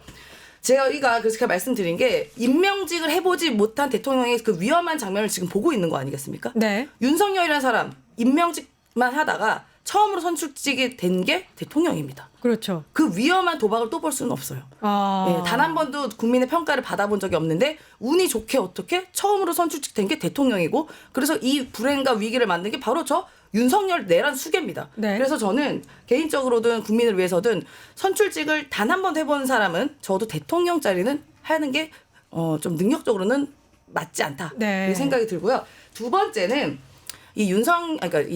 둘이 헷갈리는 대행이다 보니까 최상목 대행은 네. 일단 소위 말하면 법치를 수호할 의지가 없습니다. 기계도 없고요. 네. 지금 명백하게 위헌 사항인 헌법재판관을 본인 입맛대로 골랐잖아요. 네. 그것부터가 위헌이에요. 이미 국회에서 통과돼 나온 헌법재판관들은 본인이 골라먹는 아이스크림 아니에요. 베스킨라빈스 그렇죠. 아니잖아요. 네. 그대로 임명해야 되는 게 본인의 의무입니다. 도장만 딱 찍어준 거예요. 그러니까 간단한 예로는 예를 들어 선거에 국회의원들이 우리가 출마해서 당선이 됐습니다. 지역구에서. 그럼 지역구에서 당선됐으면 이건 국민의 선택을 받은 거 선출된 거예요. 그러면 선관위원장이 야, 너 마음에 안 드니까 당선 무효라고 못 하잖아요. 그렇죠. 선관위원장 명의로 당선증을 줍니다. 그거 딱. 그 역할 하라고 최상목이 있는 거예요. 네. 지금 사실 선출된 겁니다. 국회에서. 그 헌법재판관이. 근데 소위 말하면 본인이 뭔데 헌법재판관을 골라 임명합니까? 그것부터 위헌. 두 번째로는 이게 위헌이다라고 헌재에서 나왔어요. 지금 왜 이행 안 합니까? 그러니까요. 그러니까 법치를 수호할 의지가 없기 때문에 대통령의 대자도 할 수가 없어요. 이 사람은요. 그리고 기계도 없고. 본인이 정진석 눈치 봐야 될 일입니까? 지금 대통령실은 권한 대행에 이른바 보좌를 해야 되는 기관인데 정진석 실장이 어떻게 보면 자기 미팅인 겁니다. 최상목 권한대행. 근데 네. 거기에 지시를 받아요. 꼼짝도 못합니다. 소위 말하면 진짜 주인한테 이렇게 살랑거리는 애완견 같다고 해야 되나? 네. 그러니까 그런 기계와 법치를 수호하지 못한 사람이 무슨 대통령이란 꿈도 꾸지 마시고요. 자, 세 번째는 이 최상목은 내란 공범으로 확실히 의심이 됩니다. 네. 이거는 가장 명백한 게 윤석열 내란 수계가 쪽지 줬다는 거 아니에요. 쪽지 주고 F4 회의도 거쳤잖아요. 그러니까 이거는 명백하게 적극적인 가담자라고 볼 수 있어요. 최소한 쪽지를 대통령 쪽지를 주는데 이렇게 접어가지고 이렇게 봅니까? 네. 아, 말도 안 되는 소리요. 그래서 이 세 가지 이유로 대통령 아주 근처에도 못 갈 거라 보고요. 본인이 뭐 for now 지금으로선 그게 뭐 지금으로서 for now 이렇게 네. 얘기했잖아요. for now and forever 할 수 없다라고 말씀드립니다. 네, 그러니까요.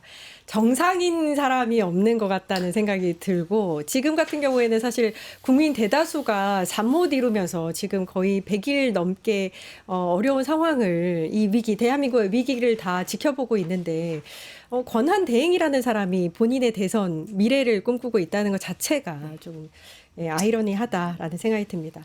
뉴스토마토, 네네네. 명태균 특검법 거부한 거에 대해서는 네, 지금 여러 가지 얘기가 나오긴 했습니다만 역대 대통령 누구도 본인과 네. 본인 가족의 비리 의혹에 대한 특검을 거부한 거부한 적이 사례가 없습니다. 없어요. 예. 심지어 예. 이명박, MB도 거부하지 네. 못했습니다. 근데 이거를 윤석열 본인은 물론이고 한덕수 지금 최상목까지 이렇게 거부하고 있잖아요. 네. 그러니까 이거는 거꾸로 말하면 이게 트리거라는 얘기예요. 명태균이 이 뭔가 권력의 있다. 이 정부의 트리거라는 얘기예요. 완강하게 지금 이걸 막고 있단 말이에요. 네. 그러니까 이거는 그 일반 상설 특검까지도 거부했어요.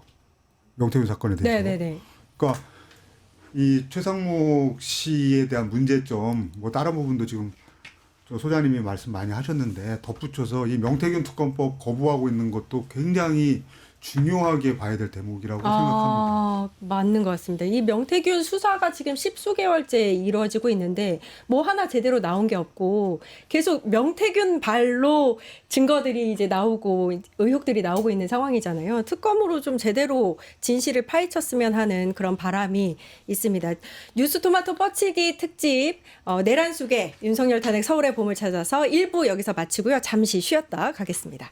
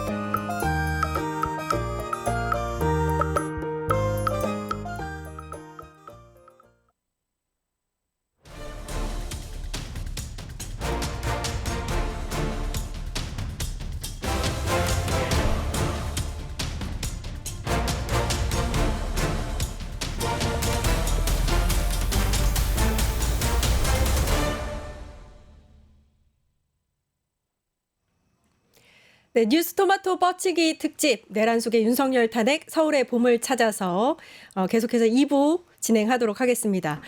세 번째 주제인데요. 신변 위협받는 이재명 대표입니다. 계속해서 이제 더불어민주당 최고위를 열고 있는데 어제 광화문에서 열린 최고위에 이재명 대표가 참석을 하지 않았습니다. 아무래도 최근에 있었던 암살에 대한 위협 때문이 아니냐라는 시각이 있는데요. 변호사님 어떻게 보세요? 결국에는 정말 첫 쪽에서 많이 조급한 것 같아요. 그러니까 여러 가지 뭐 리얼미터 비롯해서 많이 여론조사를 해보면 네. 그 어떤 뭐 대선 주자들 다 이렇게 하나하나 붙여봐도 이재명 대표님이 굉장히 압도적인 대선 주자로서 네. 그러니까 국민들도 사실 이제 다 아시는 지금 어차피 콘크리트 저희는 49대 51 구조로 항상 선거가 가는데 그럼 제일 중요한 거는 이제 중도입니다. 특히 중도층에 대한 여론조사를 봤을 때도 중도층이 압도적으로 이재명 대표, 그러니까 지금의 야당이 그 차기 지도자가 돼야 된다, 정권을 교체해야 된다는 의견이 굉장히 압도적으로 많았거든요. 그럼 여기 캐스팅 버튼이 중도층의 여론이 지금 그렇다는 것은 그거를 분명히 국민의힘이나 저쪽도 아는 사람, 선거 전략가들은 알 거란 말이에요. 그러면 이재명 대표가 대통령이 됐을 때 어떠한 나라를 만들 건지에 대해서도 이미 알죠. 정말 윤석열이 말로 자기만의 나라 안에서 김건희만을 위한 공정과 상식의 나라를 했다면 진짜 공정과 상식이 무엇인지를 보여주는 이재명식의 위대한 대한민국이 탄생할 거를 굉장히 걱정할 수밖에 없기 때문에 그러면 우리 안에는 다 보수 괴멸됐고 제대로 된 후보도 없어. 이재명을 이길 사람도 없어. 그럼 방법은 단 하나죠. 이재명을 제거하는 거. 그러니까 지금 암살설이 나오는 건 이재명 대표가 너무너무 압도적인 후보고 유일한 후보기 때문에 거기에 대한 두려움, 반작용으로서 그러면 제거라도 해야 되는 게 아니야. 이런 두려움의 일환으로 좀 제기되는 게 아닌가 싶습니다. 일단 민주당 사무처는 안전상의 이유로 공개 행보, 이재명 대표의 공개 행보를 모두 다 중단한다라고 밝혔는데요. 그도 그럴 게 이 암살 계획이 꽤 구체적입니다. 러시아제 권총을 입수를 해서 암살하겠다. 이런 제보가 다수에게 지금 첩보가 들어왔단 말이에요. 어떻게 보세요, 기자님? 그러니까 작년 1월인가요? 이미 김진성이라는 사람한테 네. 그 칼로 목을 피습을 당해가지고 네. 그때 하마터면 사망할 뻔한 맞아요. 사건이 있었기 때문에 뭐 그렇지 않더라도 긴장해야 될 상황이지만 이미 그런 굉장히 구체적인 사건이 있기 때문에 설령 제보가 약한 거라고 하더라도 그 누군들 그거에 대해 대응을 안 하겠습니까? 네. 더구나 지금 나오는 거 보면 러시아제 총이라든가 이런 네. 구체적인 제보가 있었다. 네. 그다음에 그것도 한쪽 말고 그 민주당에서 얘기한 다음에 민주당 사무처에서 얘기한 다음에 박지원 의원 같은 경우도 본인도 그런 비슷한 제보를 받았다고 얘기한단 말이에요. 네. 그러니까 이거는 설령 이재명 대표가 아주 중요한 유력 대선 후보가 아니더라도 네. 이거는 경찰에서 만전을 기해야 될 사건인 게 분명한 거죠. 사안인 게 분명한 것이죠. 그 특수요원 오비요원에게 특수요원을 전역한 오비요원에게 러시아제 권총을 쥐어주고 이제 암살을 지시했다. 너무 구체적이란 말이에요. 이게 진짜 만약에 뭐 이게 비할 바는 아니지만 저라면 밖에도 못 나가고 집에도 못 있을 것 같거든요. 이재명 대표한테는 엄청난 위협이 될 것 같은데 지금 어떤 상황인지 혹시 들으신 게 있으세요, 소장님? 그러니까 지금 이재명 대표는 거리에서 시민들과 함께 하고 싶어 해요. 네. 너무너무 간절하게 함께 하고 싶어 하고 어쨌든 시민들께 죄송한 마음과 고마운 마음과 이런 것들이 있기 때문에 이 파면이 그 눈앞에 온 시점에서 시민들과 그런 마음을 나누고 또 격려도 하고 싶은데 지금 다 말리고 있다고 합니다. 그리고 심지어 지금 러시아제 소총 뭐 이런 거 이후에도 최근에도 뭐 어제까지인가도 이재명 대표 관련한 테러에 대한 또 제보가 또 다른 제보가 또 들어왔다고. 또 들어왔나요? 네, 또 들어왔다고 합니다. 그러니까 더더군다나 아무리 대표가 의지가 있어도 당연히 어디 신변을 위해 그 신변 안전을 위해서 뭐 집에 계신지 어디 계신지 몰라요. 집도 위험할 수 있습니다. 그래서 아마 모처에서 좀 아마 안전상의 이유로 아마 좀 신변 보호를 하고 있는 걸로 알고 있는데요. 저는 이 정권이 그러니까 우리가 설마 그러겠어라고 하잖아요. 근데 지금 윤석열 집단의 정권은 무슨 짓을 해도 이제 아무렇지도 않아요. 이상하지가 않습니다. 우리가 처음에 계엄을 할 거라고 민주당에서 김민석 최고위원 얘기했을 때 다들 아유 어떻게 2024년에 그런 일이 일어나 말이 안 맞아요. 되죠. 처음에 그랬단 말이에요. 그렇죠. 말이 안 되는 거 해버립니다. 비상계엄을. 그러니까요. 그리고 또 서부지법 침탈. 어떻게 법원이라는 신성한 공간, 어떻게 사법의 최후의 보루인 법원을 그 때려 부시면서 어떻게 보면 재판관을 살해 위협까지 하는 일이 불을 지르려고 했단 말이에요. 불을 또. 지를 시도도 있었고 네. 진짜 넓잖아요. 근데 말이 화양도구도. 됩니까? 말이 안 되잖아. 네. 말이 안 되는 일을 해요. 그리고 또 헌법재판소를 또 부시겠다고 도면도까지 입수하지 않았겠습니까?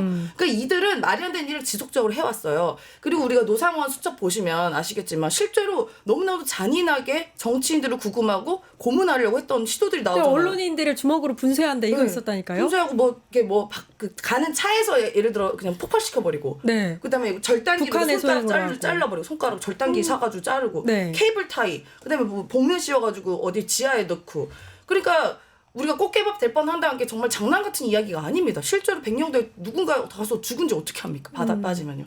그러니까 그런 위험한 일들을 충분히 했기 때문에 저는 이재명 대표 이런 제보가 매우 신빙성이 있고 정말 만전을 기해야 된다 그렇게 생각을 합니다. 지금 보시면 그때 기억하시겠지만 작년 1월에 펜을 사칭해서 이제 다가가서 그런 테러를 저질렀어요. 부산에서 네, 있었죠. 부산에서요. 그때는 이제 근거리에서 그런 일을 저질렀기 때문에 지금은 원거리도 조심해야 됩니다.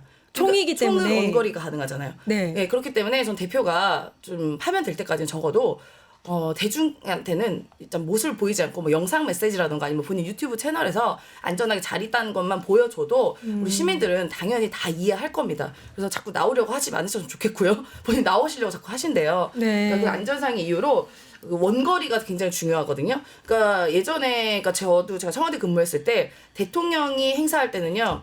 우리가 보이진 않지만 눈에 안 보이지만 곳곳에 경호원들이 다 잠입하고 있습니다. 네. 그 먼 거리에서 누가 쏘나 안 쏘나 네. 이렇게 안경 끼고 이렇게 그 무기를 영화 갖고 같은 데 보면 보이잖아요. 네, 다 있어요. 그 기억하시겠지만 트럼프 후보 시절에 아, 그렇죠. 총쏠 때도 저 먼 네. 데서 저격했잖아요. 네, 네, 네. 그러니까 그런 것도 충분히 고려를 해야 됩니다. 그리고 또 다른 기억을 보면 아베 총리도 지지자가 총 쏴서 죽었어요. 맞아요. 네, 총 쏴서 죽었어요. 그러니까 이 모든 것을 그냥 이게 뭐 카더라다, 루머다 치부하지 말고요. 정말 지금 어떻게 보면은 이 윤석열 파면되고 나면 가장 중요한 인물이 이재명 대표잖아요. 그러니까 정말 대통령 수준 이상의 저는 경호가 필요하다 생각합니다. 지금 이 상황이 너무 말이 안 되고 기가 막힌 상황이고 또 정말 슬픕니다. 정말로 이게 자기랑 이제 노선이 같지 않다고 누군가를 위해를 가하겠다는 계획을 세우고 현실이 될 수도 있다는 위협을 받는 이 상황 자체가 너무 말이 안 되고 뭐라 표현해야 할지 모르겠는 상황인데 일단 경찰이 이재명 대표의 신변 보호를 위해서 계획을 세우고 있다 이런 보도가 속속 나오고 있는데 총기 위협이기 때문에 주변에서 아무리 경찰이 이렇게 빽빽히 이제 방어를 해도 막지 못할 수도 있다라는 그런 우려도 있단 말이에요. 결국에 이거의 모든 원인은 사실 윤석열의 재림을 그렇게 믿는 사람들, 윤석열 대통령이 다시 돌아와서 제2의 건국을 해주실 거다. 그리고 그런 가짜 뉴스를 믿게끔 그런 걸 추동하고 독려하는 국민의힘의 그런 대표들이 있기 때문에 이러한 분노, 그다음에 이재명에 대한 가짜 뉴스를 진짜로 믿는 그런 동인이 되는 거거든요. 그러니까 결국엔 이거는 이 모든 현상, 이재명 대표에 대해서 왜 이렇게 암살까지 하려고 할까? 그러면 이렇게 암살까지 하려고 한다면 앞서 보세요. 그 이재명 대표님을 이렇게 칼로 하려고 했던 그분 최근에 60대 그 남성 징역 15년형이 확정됐습니다. 결과 다 아실 건데 그럼 본인도 그 감옥 갈 거라는 거 알아요. 근데 그거를 무릅쓰면서까지 뭐 러시아산 총기를 사고 다른 사람들이 또 뭐 암살을 도모한다. 도대체 어떠한 분노가 그들을 움직이게 하는가 했을 때는 철저하게 저는 집권 여당의 책임이 너무 크다. 그리고 이들을 뒤에서 조종하는 큰 그림을 그리고 있는 윤석열.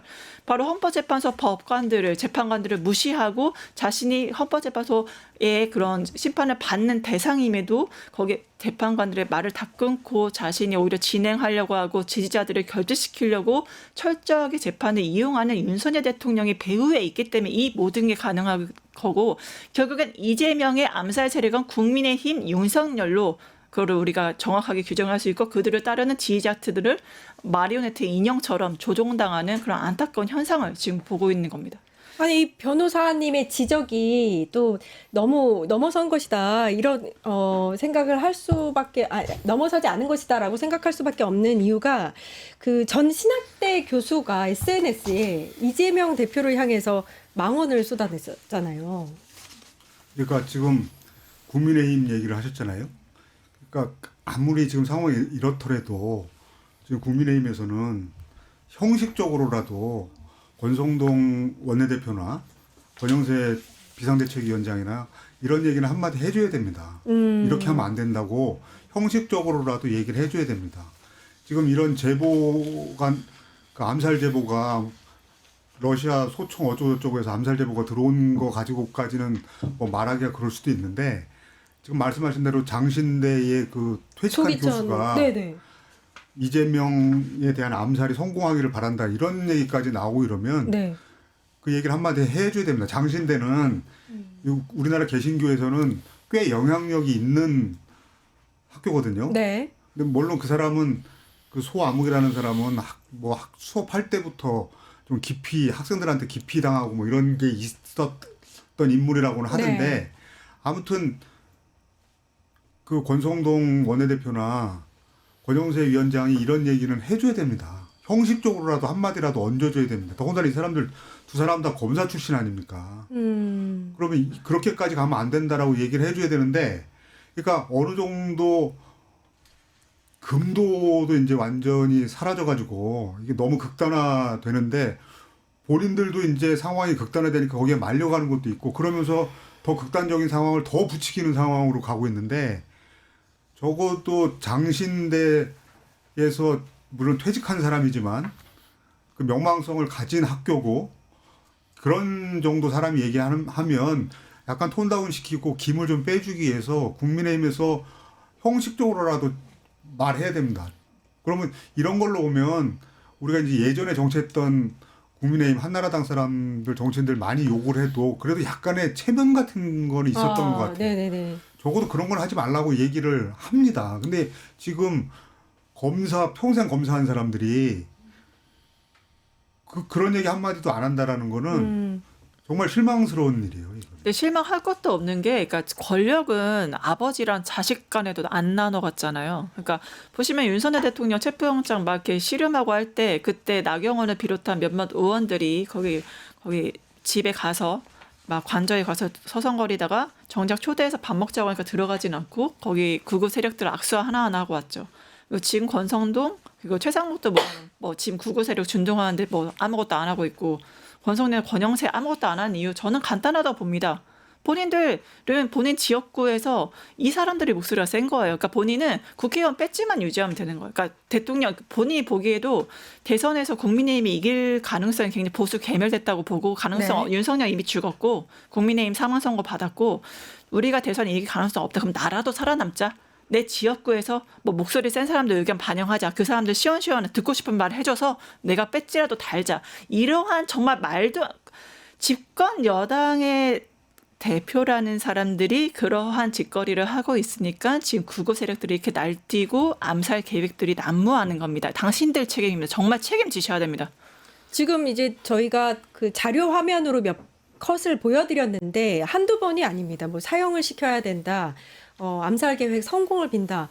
이 단어 한마디 한마디가 너무 충격적이어서 이거 읽어드리는 것도 죄송할 정도인데 포고령에 뭐 처단한다고 그랬는데 뭐. 네. 그러니까요. 보고 전두환 거 카피해가지고. 그렇죠. 이런 주장을 펼치는 쪽이 아무튼 이제 윤석열의 탄핵을 반대하는 쪽이고 구구 세력들이고 뭐 이렇단 말이에요. 그러면 정말 기자님 말씀처럼 국힘 쪽에서 좀 자제를 시켜야 되는 거 아닙니까? 자중시켜야 되는 거 아닙니까? 그게 이제 분리할 수 없는 상태다. 다 얽혀가지고 네. 국민의힘의 주도권이 완전히 극우 쪽으로 넘어갔다라는 거는 더 얘기할 필요가 없는 주제의 사실인데 그렇더라도 형식적으로라도 말을 해주는 해야죠. 게 있어야 됩니다. 당연히. 아니 이거 저는 극우의 문제가 아니고요. 이거는 이 사람들 그냥 인간이길 포기한 겁니다. 그러니까 아무리 정치가 쟁점화가 되고 뭐 여야가 대립하고 있다 그래도 아무리 그래도 그 정치적인 뭐 고려나 이런 거에 대한 비난, 정책적인 거 비판할 수 있지만 사람의 생명 갖고 이러는 건요 인간이길 포기했다밖에 저는 생각이 들지가 않아요. 아무리 우리가 왼수라도 사람 죽이겠다는 말을 함부로 하고 그걸 동조하면 그거는 사람이 아니거든요. 이거를 반면 교사 삼아야 되는 게 이 내란숙의 집단을 한번 되돌아보십시오. 민주당에서는 얼마 전에 민주파출소에 권성동과 권영세 암살하겠다는 계획을 올린 글이 아마 그 제보가 왔었어요. 저희가요 먼저 네. 민주당 기자회견했습니다. 그래서 어떠한 경우에도 사람 생명은 그렇게 해치면 안 된다. 정상이죠. 예, 이렇게 해서 이게 우리가 정상이죠. 자제시키고 그렇게 해서가 안 되고 우리가 보호해주겠다라고 오히려 민주당에서는 그때 양문석 의원님이 기자회견 하셨었는데 그렇게 말은 했거든요. 이게 그냥 사람 사는 사회의 기본인 거예요. 아니 기본. 그리고 말리지 않는 것 자체가 선동하고 동조하는 거 아닙니까? 맞습니다. 그렇게 그리고 하라고 부추기는 거 아닙니까? 이게 이부 교수라고 하고 싶지도 않은 이 사람은요. 암살계획 선고비인다. 이거는 거의 살인 모의 가까운 거예요. 이 사람도 동조하고 있는 거 아니겠습니까? 그리고 저는 반대로 얘기하면 여기에요. 사실 입법 독재 사형시켜라가 이제 앞에 누구 들어가면 된다. 윤석열입니다.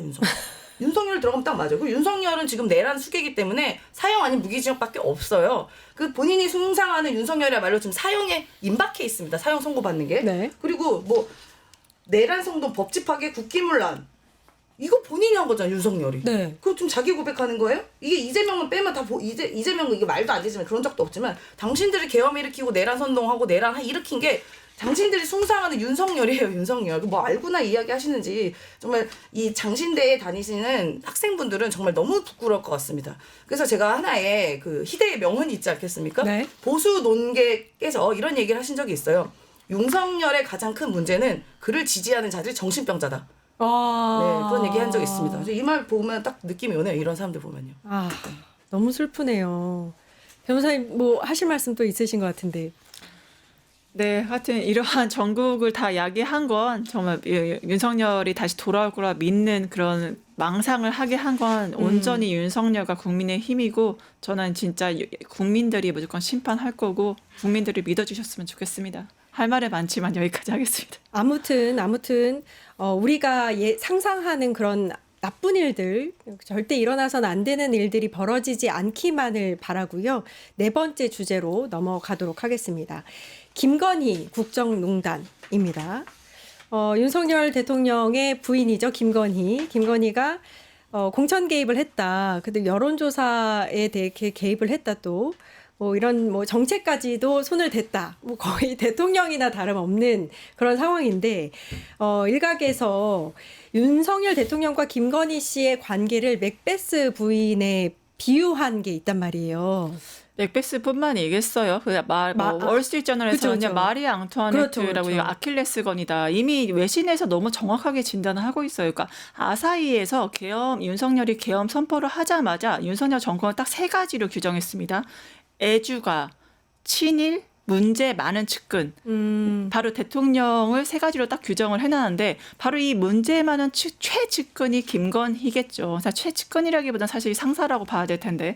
그래서 기시다랑 끝까지 술 마시고 집에 안 들어오니까 엄청나게 화를 내면서 김건희가 왜 집에 안 들어와 하면서 화냈던 스토리도 아사히에서 리얼하게 또 소개를 해주시고 왜 실제적인 집안의 권세는 누가 쥐고 있나 사실 외신에서 이런 거를 밝혀주는 게 우리 언론이 더 해야 되는데 좀 아쉽긴 하거든요.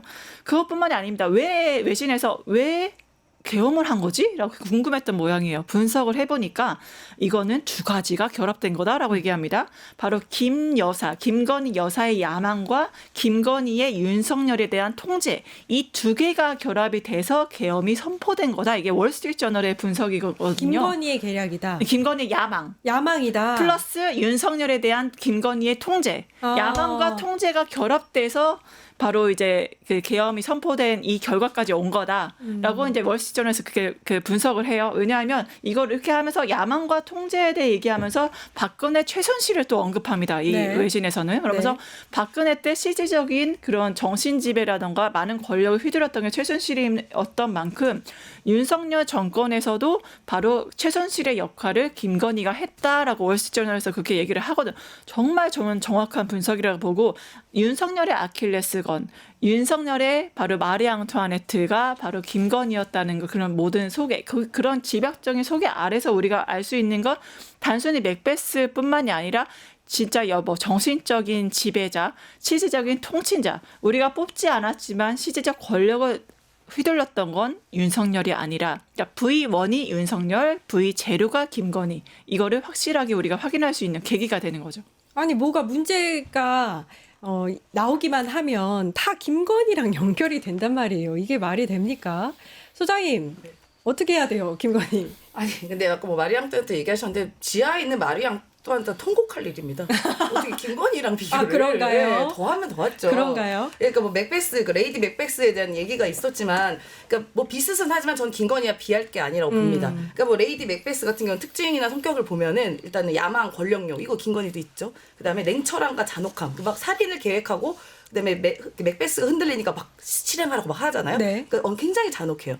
그리고 죄책감과 광기가 있습니다. 그래서 어떤 덩컨이라는 왕을 죽인 다음에 맥베스가 점점 잔혹해져요. 그다음에 근데 이 여자 레이디 맥베스는 그 죄책감이 그 다음에 시달려가지고 밤에다가 이제 손에 막 피 묻은 것만 막 환각 보고 손 씻고 비몽사몽 뭐 이러다가 결국은 정신 무너지고 뭐 자살했다는 얘기가 있거든요. 네. 그런데 여기서 저는 이 맥베스도 굉장히 레이디 맥베스도 어떻게 보면 제정신이 아닌 우리가 상식적으로 납득할 수 없는 굉장히 광기어리고 권력욕 야망 있고 뭐 이런 사람이지만 그래도 이 레이디 맥베스는 죄책감이라는 게 있어요. 아까 말씀드린 것처럼 그 왕 죽이고 나서 맥베스가 막 이렇게 힘들어하니까 막 손에 피가 씻기지 않는다면서 죄책감에 시달리다가 그게 환각이 온 거거든요. 그런데 문제는 뭐냐? 김건희는요 죄책감이 없습니다. 아 문제. 네, 더해서 죄책감마저 없습니다. 그러니까 사실 비상 계엄이 김건희가 몰랐다고는 하지만요 절대 모를 수가 없을 겁니다. 어떻게 보면은 김건희가 본인의 특검이 목재오고 다가오고 그 다음에 그 명태균의 USB와 이제 통화 목록이 어느 정도 공개돼서 검찰이 그거를 보고서가 아마 올라온 걸로 알고 있는데요. 그렇죠, 올라갔습니다. 그걸 딱 보니까 이거는 윤석열이 문제가 아니에요. 네. 이게 모든 이렇게 화살과 이제 이 지목하는 오는 자가. 게 나한테 다가오니까 이제 이 여사가 김건희가 이제 거의 이제 약간 반 미친 겁니다. 네. 그래서 뭐라도 한번 해봐. 야, 너 권한 뭐 갖고 있어? 너 계엄 하나 있지? 야, 계엄 한번 해봐. 이렇게 해서 얘기했다는 게 파다해요.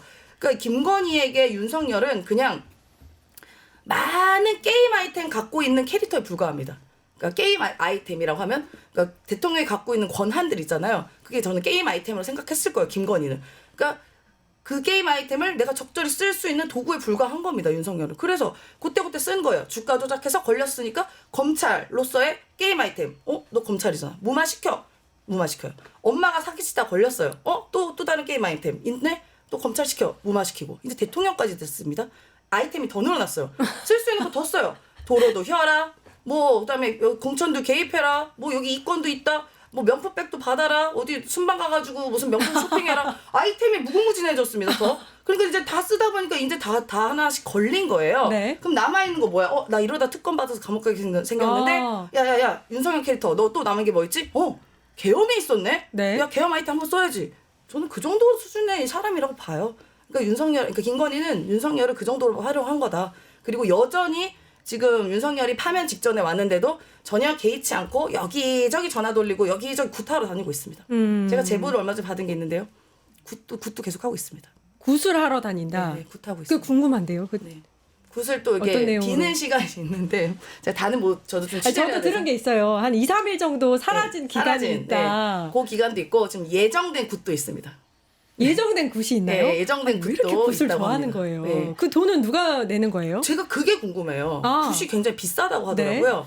근데 온갖 산, 이런 목 좋은 산마다 다니면서 한 달에 한 8번 굿했다고 하거든요. 네. 그러면은 그런 무속 전문가들이 이야기하기에 그 정도 8번 정도 굿하려면 적어도 1억은 넘게 든다, 한 달에. 아. 라고 드는데, 얘기하는데, 김건희가 아무리 돈이 많고 주가 조작으로 돈 많이 벌었지만 1억씩 쓸만한 건 아닌 것 같거든요. 네. 네, 그래서 이거를 만약에 그냥 국고를 유용했다면 다른 네. 목적으로 예를 들어 뭐 문화 뭐 예술 뭐 지원 이런 식으로 왜냐면 굿도 무형 문화재 이런 거 있으니까 그런 식으로 무형 만약에 문화재를 지원하면서 지원한다. 굿을 했다. 예, 그런 게 또 연결될 수도 있고 그다음에 김건희가 가장 역점 뒀던 사업이 있어요. 계엄 전에 마음정신 건강이거든요. 아, 그렇죠. 예. 그거 예산 깎았다고 지금 계엄한 것도 이유가 있습니다. 아, 근데 네. 그 예산 안에 뭐가 들었을까도 전 매우 궁금하거든요. 일단은 우리는 또 서로를 보호해야 되니까 의혹일 뿐이다. 의혹입니다. 의혹일 의혹입니다. 뿐이다. 카더라. 제가 네. 유언비어도 이렇게 이런 주워서 이야기가 돌고 있다. 돌아요. 네. 예, 예. 그런 돌고 얘기를 있는 거. 일단 한번 네. 드리고요. 이 정도면 이제 김건희 씨나 아니면은 김건희나 윤석열이 공동 정권이다. 사실 선출된 대통령은 윤석열인데 김건희가 뒤에서 조정을 하고 있었다라는 얘기가 돌 법도 한데. 돌법동한 게 아니고 이미 그거는 정권 초부터 굉장히 많이 나왔던 얘기죠. 그러니까 초기에 이제 윤석열 씨를 대선 후보로 옹립해가면서, 이건 이제 옹립이라고 표현하는 게 맞는데, 옹립해가면서 중요한 역할을 했던 사람들이 뒤에 이제 한 얘기들 보면, 네.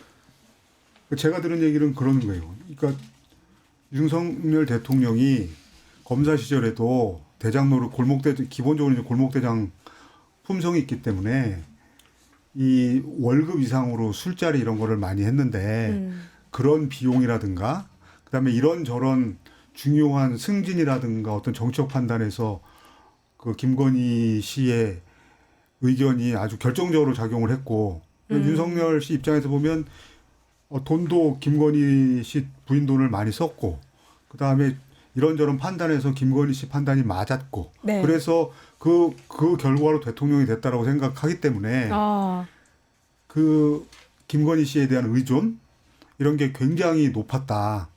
그게 이제 대통령 선거 과정에서도 뭐 여러 가지 그 서울의 소리 이명수 기자 7시간 녹음이라든가, 네네네. 그다음에 그 신용환 교수인가요?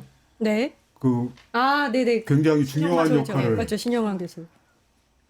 그 선거 과정에서 중요한 역할을 했던 분 통해서도 이제 확인이 됐고. 김건희 씨의 지인 아니었네요, 그렇죠? 옆동 여포에 살았다 그랬나? 이웃이었어요. 예. 네.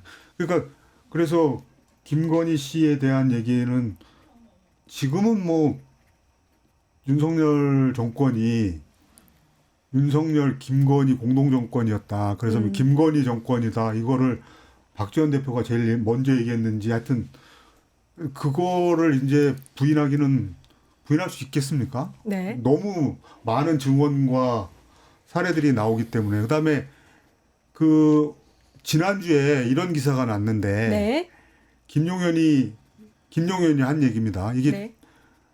그 왜 계엄이 12월 3일이었느냐, 12월 3일 날 네네. 했느냐라는 게 이제 굉장히 의문이어서, 이게 그 날짜가 평일이었기 때문에 왜 평일로 했느냐, 그래서 무속으로 설명하는 부분도 있는데, 그 도이치모터스 주가 조작 사건 관련해서 김건희 여사 무혐의 처분한 검사 3명을 민주당이 탄핵안이 그렇죠. 그렇지 않았습니까? 그래서 12월 2일 날 검사 3명 탄핵을 민주당이 계획대로 한다고 네. 하면 이거는 도저히 참을 수 없다. 윤석열이 이제 김용현한테 그렇게 얘기를 했다는 거 아닙니까? 이거는 이제 김용현의 검찰 진술이 나온 얘기입니다. 맞아요. 예. 그래가지고 꼭 하셔야 되겠습니까? 그랬더니 김용현이 이제 윤석열한테 이렇게 얘기했다는 거죠. 그때 윤석열이 이거는 더 이상 못 참는다. 도를 넘었다. 이거 그러면은 이 진술만 놓고 보면, 요거 아주 짧은 거 하나만 놓고 봐도 비상계엄 내란을 일으키는 핵심 요인 중에 하나가 김건희였다라는 게 확인된 대목인데, 네. 이거를 지금까지 이 정권이 해온 모습을 보면 하나의 단면이고, 이 비상계엄과 김건희를 설명한 내용은 앞으로 굉장히 많이 나올 겁니다. 아마 탄핵이 인용되고 나면 정말 이런 의혹들이 하나하나 속속들이 밝혀지지 않을까, 그런 그리고 생각을 하고. 그 12월 초에 네. 전날인가 12월 2일인가 1일 날 명태균 씨가 그 창원에 취재한 기자들한테 황금폰을 민주당에다 넘기겠다고 얘기했던 것도 12월 1일인가 2일이에요. 그렇죠. 맞아요. 그래서 왜 12월 3일인가를 설명하는 그 중요한 대목에 김건희 플러스 명태균이 있습니다. 반드시 밝혀져야 되는 대목인 것 같아요. 계엄이 왜 12월 3일이었는가, 이 한 가지만 밝혀내도 많은 것들이 좀 드러나지 않을까라는 생각이 듭니다. 뉴스 토마토가 계속해서 광화문 집회 현장의 모습을 비춰드리고 있는데요. 현장에 나가 있거든요. 정말 한 1시간 전에 비쳤던 그 인원보다도 지금 거의 빈 공간이 없을 정도로 빽빽하게 모이신 모습입니다. 오늘 토요일이고 날씨도 정말 좋아서 가족 단위로 나들이 할 계획을 세워야 할 때인 것 같은데, 누구 때문에 지금 광화문 앞에서 저렇게 광장으로 나온 시민들의 모습을 보고 계십니다. 우리 시민들이 사실 역사의 그 굴곡마다 광장으로 나오셔서 이렇게 목소리를 내시고 그때마다 가장 중요한 역할을 하셨거든요. 지금도 그런 순간이 아닌가 이런 생각이 듭니다. 그 윤석열이 사실 중요한 그 가장 본인에게 소중한 사람이 김건희일 거 아니에요. 그 대통령을 만든 1등 공신이 바로 내 아내 김건희다. 이렇게 막 맨날 얘기하고 다녔다고 하던데 그 김건희를 그럼 정말로 보호하기 위해서 계엄을 터뜨린 거냐? 어떻게 보세요? 실제로 월스트리트저널이나 외신들은요, 이 계엄 선포를 한 배경 중에 하나로 결정적인 이유가 바로 김건희 특검법 때문이다라고 얘기를 분석을 해요. 그러니까 사실 법조계 자체에서 도는 소문은 김건희 여사가 이제 결혼 후에 이제 검찰 내부 인사에 너무 많이 개입을 하니까 좀 약간 충직한 신하라고 할 수 있죠. 이제 그 후배들이 윤석열 검사에게 좀 이런 점들이 김건희 여사에 대해서 이런 게 좀 문제가 있지 않으시겠습니까? 라고 직언을 하는 순간 그 다음날 그 검사를 볼 수 없었다라는 전설이 남아있거든요. 정말요? 그러니까 한마디로 윤석열의 그런 영린, 절대 말하지 말아야 될 금기어는 바로 김건희라는 그 이름인 거죠. 그래서 감히 여사의 이름을 꺼내는 순간 그게 부정적으로 얘기를 꺼내는 순간 그 검사는 다음날 볼 수 없었다. 이런 소문이 너무나 많이 유명합니다. 그러니까 영린을 건드린 사람은 누구도 살아남을 수 없었다는 걸 잘 알기 때문에 검찰 내에 김건희 씨가 계속 인사에도 많이 관여를 했다는 건 너무나 유명한 얘기고요. 그 인사에 관여한 자기 편, 그 사법 카르텔을 이용해서 지금도 많은 활동을 해서 윤석열 대통령 구속됐을 때 김건희 여사는 도대체 뭘 했나? 봤을 때 외부 인사들을 그 그렇게 얘기 많이 많죠. 만나고 다녔거든요. 이제 그게 바로 검찰총장이나 평검사 때부터 본인이 알박기 한 그런 검사, 그 사법 카르텔을 기반으로 해서 이런 이제 뭐 겁박이라 어떻게 구속 취소를 시킬 건가 전략에 대한 논의, 재판, 헌법재판소 그 탄핵 심판을 어떻게 진행할 건 전략에 대한 논의 그런 것들을 실제적으로 김건희가 했다. 이끌었던 게 이제 김건희다. 이런 지금 법조계 증언들이 나오고 있습니다. 굉장히 무섭죠. 증언들이 나오고 네, 그런 이야기들이 계속 이제 법조계 나오고 있는 거. 그래서 외부적으로 굉장히 다양한 활동을 하셨다. 구속 기간 동안. 그래서 이제 그런 사법 카르텔을 그 확충한 사법 카르텔 기반으로 해서 외부 인사들을 왜 김건희가 만났을까? 그거는 구속 취소까지 이르는 결과까지 이야기를 했고 지금 또 이제 전략을 계속 세우고 있다는 무서운 이야기들. 우리는 정말 모든 걸 걸고 국민들이 오직 그 추운 12월 3일부터 지금까지 광장에서 싸우고 있는데 저쪽 세력들은 김건희를 중심으로 해서 구속 취소도 이미 시켰고요. 어마무시한 전략들을 지금 계속하고 있다는 점에서 굉장히 좀 우려스럽지 않을 수가 없죠. 이렇게 윤석열한테 가장 소중한 사람이 존재가 김건희인데 이제 일각에서는 지금 이렇게 나온 내용들만 봐도 가장 윤석열의 아킬레스건은 김건희다. 이런 말이 나올 수밖에 없어요. 저는 아킬레스건이라기보다는 그냥 종속되고 의존하는 존재라고 생각합니다. 서로 네. 그러니까 악어새와 악어의 네. 관계. 윤석열이 그 서울구치소 수감됐을 때 저는 윤석열이 빨리 정신적으로 무너질 거다라고 생각한 게 있어요. 왜냐하면 김건희에게 더 이상 의존할 수 없기 때문이죠. 네, 그래서 정신이 급격히 무너질 거다라고 생각을 했었습니다. 심지어 김건희 씨 자기 남편 구속됐는데 면회도 안 가지 않았겠습니까? 네. 개 산책은 시키는데 남편 면회는 안 갑니다. 네. 그래서 김건희 씨는 윤석열을 과연 진짜 가족으로서 정말 사랑은 할까? 저는 그런 생각도 들어요. 아 정말요? 네, 아니 이게 이제 좀 나와 있는 들리는 이야기들은 윤석열이 구속된 날 그게 이제 실제로 형체가 김건희 씨 아닌지는 모르겠지만 김건희가 개 산책 데리고 동네 그 앞에 집 앞에 막 마실러 나가잖아요. 산책하고 매번 그러고 윤석열이 구속된 날 다음 날에 그 김건희 엄마 최은순 씨와 오빠 김정우 씨는 골프 치러 갔다는 거 아니겠어요? 네. 정말요? 네, 그런 뉴스가 파다합니다. 아니 사위가 지금 내란수배로 잡혀 있는데 관심 없어요. 그러니까 나만 아니면 됩니다. 이 집단들은. 그래서 제가 아까 말씀드렸잖아요. 김건희에게 윤석열은 게임 아이템 많이 갖고 있는 그냥 게임 캐릭터 중에 하나라고 도구라고. 아마 그렇게 생각하지 않을까 싶고요. 그리고 김건희가 면회를 못 간 여러 가지 이유가 추정되고 있는데 네. 다 아프다고 그랬잖아요. 네. 아파야만 합니다. 면회 안 가기 위해서. 실제로 봤는데 그렇게 안 아픈 모습이었다. 너무너무 쌩쌩하더라. 얼굴 네. 표정 좋더라. 색깔 좋더라. 뭐 그런 얘기가 들렸어요. 근데 남편이 감옥 가는데 그렇게 얼굴색이 좋을 수가 없잖아요. 그래서 오히려 나타나면 이게 부정적인 여론이 더 많아질 거니까 아픈 걸로 하자라고 그런 얘기가 있더라고요. 카더라입니다. 네, 당연히 카더라이고요. 그래서 저는 지배 종속 관계라고 생각하고 우리가 지금 보이고 알고 있는 들리는 이야기보다 더 엄청난 얘기가 나올 겁니다.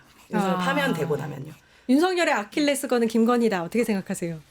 이거는 이미 그 김건희가 아킬레스 건이다 하는 거 이미 외신에서 월스트리트 저널에서 명시했어요. 그러니까 윤석열의 아킬레스 건은 김건희다라고 아예 그런 이미 문장이 외신에서 그걸 거론을 했고요. 그러니까 한국에서만 잘 알려지지 않은 거지 이미 외국에서는 이제 전 세계적으로 국제적인 망신이네요. 이미 김건희 여사가 뭐 청나라 때 흑막이고 정말 실제적으로 정신적으로나 아니면 실질적으로 권력의 제0인자 그러니까 최상위에 있는 포식자로 이미 다 파악을 하고 있기 때문에 그러한 기준에서 봤을 때 윤석열 대통령 좀 불쌍하다고 해야 되나요? 그러니까 아마 이용당하고 벌어지지 않을까라는 생각도 드네요. 저는 네. 또 하나 놀라운 얘기를 제가 카더라를 너무 많이 듣고 있어서 그런지 모르겠지만 저도 머리가 네. 아픕니다. 의혹입니다. 의혹입니다. 네, 네. 듣는 얘기입니다. 네, 시중 네. 여의도에서 들리는 이야기. 네. 자, 제가 얼마나 김건희가 그 소시오패스냐는 거를 이런 것을 증빙이 가능하거든요. 소시오패스냐면은 김건희가 대선 출마 준비하고 있다는 얘기가 들립니다. 말이 되나요? 말이 안 되잖아요. 그 말은 저는 말이 안 아예 되잖아요. 윤석열 대통령 출마할 때부터 들었어요. 말이 안 되잖아요. 사실 이번에 계엄도 이렇게 이런 들리는 이야기를 종합해 보면 이번에 그러니까 윤석열이 계엄을 하고 나면 3선 개헌을 한다고 해요. 세 번 그쵸. 대통령. 그래서 12년이니까 16년을 아마 하는 걸로 개헌을 하고 그리고 나서 그 본인이 한 10여 년 더 한 다음에 나중에는 김건희 씨를 통일 대통령 첫 번째 통일 대통령 여성 대통령을 만들겠다라는 야심이 있었다고 하거든요. 그래서 지금 김건희 씨는 이제 윤석열이 파면이 되면 본인이 이제 대선 출마를 준비하고 있다라는 얘기가 들리고 실제로 씨가 클린턴이 아니라 클린턴 부인 있잖아요. 네, 클린턴. 클린턴 부인 여사 네, 부인 네. 예, 힐러리 클린턴 네. 대선 출마했잖아요. 네. 그 사례를 굉장히 공부하고 있다는 이야기가 있습니다. 우리가 갖고 구체적인데요? 있는 상상 영역을 네. 그 상식 영역을 생각하면 안 돼요, 이들은요. 아. 훨씬 더 그 구체적으로 더 멀리 생각해야지 이들을 이해할 수가 있어요. 아니 근데 상식적으로 지금 상식은 없어요, 이들은. 그러니까 그게 그 중국 신화 통신에서도 이제 윤석열 대통령이 사우디아라비아, 그러니까 중동 국가는 아시지만 남녀에 대해서 되게 좀 많이 보수적이고 평등하지 않잖아요. 근데 사우디아라비아 국가 주석 이게 대표 지도자와 만날 때 김건희 여사가 같이 동행하는데 그 레드카페 중간으로 걸어요. 그리고 같이 정상끼리 회담을 그쵸. 하는데 거기에 원래 정상끼리는 대통령과 그 지도자만 들어가는데 김건희 여사가 무조건 들어가든다 빡빡 우겨서 그 옆에 의자를 놓고 김건희 여사가 앉아있는 사진이 나와요. 그래서 중국 매체에서 분석을 하는 건 바로 청나라 막후는 김건희다. 저기 사우디아라비아는 굉장히 그 자체의 보수적인 문화가 있고 여자가 절대 들어가면 안 되고 여자가 지도자가 아닌 이상 네. 들어가면 안 되는데 김건희 여사가 얼마나 힘이 세길래 그런 사우디아라비아 전통의 문화를 외교적인 그런 관행을 다 깨고 의자를 굳이 만들어서 배치를 한 다음에 같이 정상회담을 하게 했냐 이미 그런 의혹이 제기됐어요. 그러니까 외교가에서도 레드카페 중간에 있는 건 항상 김건희. 그러니까 누가 VIP인지 아닌지 보려면 그 레드카페를 걷는 그러니까 국빈 대접했을 때 누가 중간에 있는지 누가 그 나라의 대통령한테 인사하는 인도네시아 지도자를 만날 때도 윤석열 대통령과 김건희 딱 이렇게 손을 내미는데 인도네시아에 딱 손을 내밀어요. 근데 윤석열 대통령 당연히 손을 내밀죠. 근데 거기서 악수를 한 게 김건희 여사입니다. 윤석열 대통령이 아니고요. 그러니까 외교가에서 네. 또 봤을 때 네, 네. 외교관들 저한테 되게 많이 물어봐요. 네. 이게 좀 한국의 전통적인거나 뭐 관례적인 레이디 네. 포스트 이런 문화냐 제가 그런 거 전혀 없다고 얘기를 했고요. 그러니까 김건희 여사가 내가 실질적으로 내가 1인자예요. 내가 대통령이니까 이미 이제 손을 내밀면서 그렇게 자기가 그 상대 국가의 지도자한테 먼저 인사하는 너무 자연스럽게. 그러니까 뭐 그쪽에서 너무 당황하죠. 총리. 이거 뭐지? 난 대통령한테 인사하려고 했는데 왜 영부인이 나한테 인사를 하는 거 그 당황한 모습도 여러 번 찍히거든요. 그러니까 이미 실질적으로 심리적으로는 야 윤석열 내 남편도 하는데 뭐 내가 못하겠어 이런 마인드를 가진 게 아닌가. 뭐 대통령에 나가든 안 나가든 심리적으로는 실질적으로는 본인이 지도자로서 역할을 해왔고 그거를 행세를 해왔고 주변도 다 알고 있다라고 보입니다. 그 주변도 다 알고 있는 게 지난해 10월에 김종인 전 국힘 비대위원장 보면 김 여사가 어느 정도 자기가 권력을 이제 창출하는 데 기여를 했다고 생각하고 그 권력을 향유해야 한다고 생각한다라고 이렇게 발언을 했단 말이에요. 그죠? 어떻게 보세요, 기자님? 9월인가 10월인가 제가 네, 10월에. 예. 제가 김종인 대표를 만난 적이 있는데 그때 그뿐만 아니고 기사도 나오고 그랬을 건데 그러니까 윤석열 대통령이 지금이라도 김건희 씨가 활동하는 거를 전면적으로 중단하지 않으면 정권이 위태롭다. 네. 뭐 그런 얘기를 하면서 근데 그게 불가능할 거다. 불가능하다.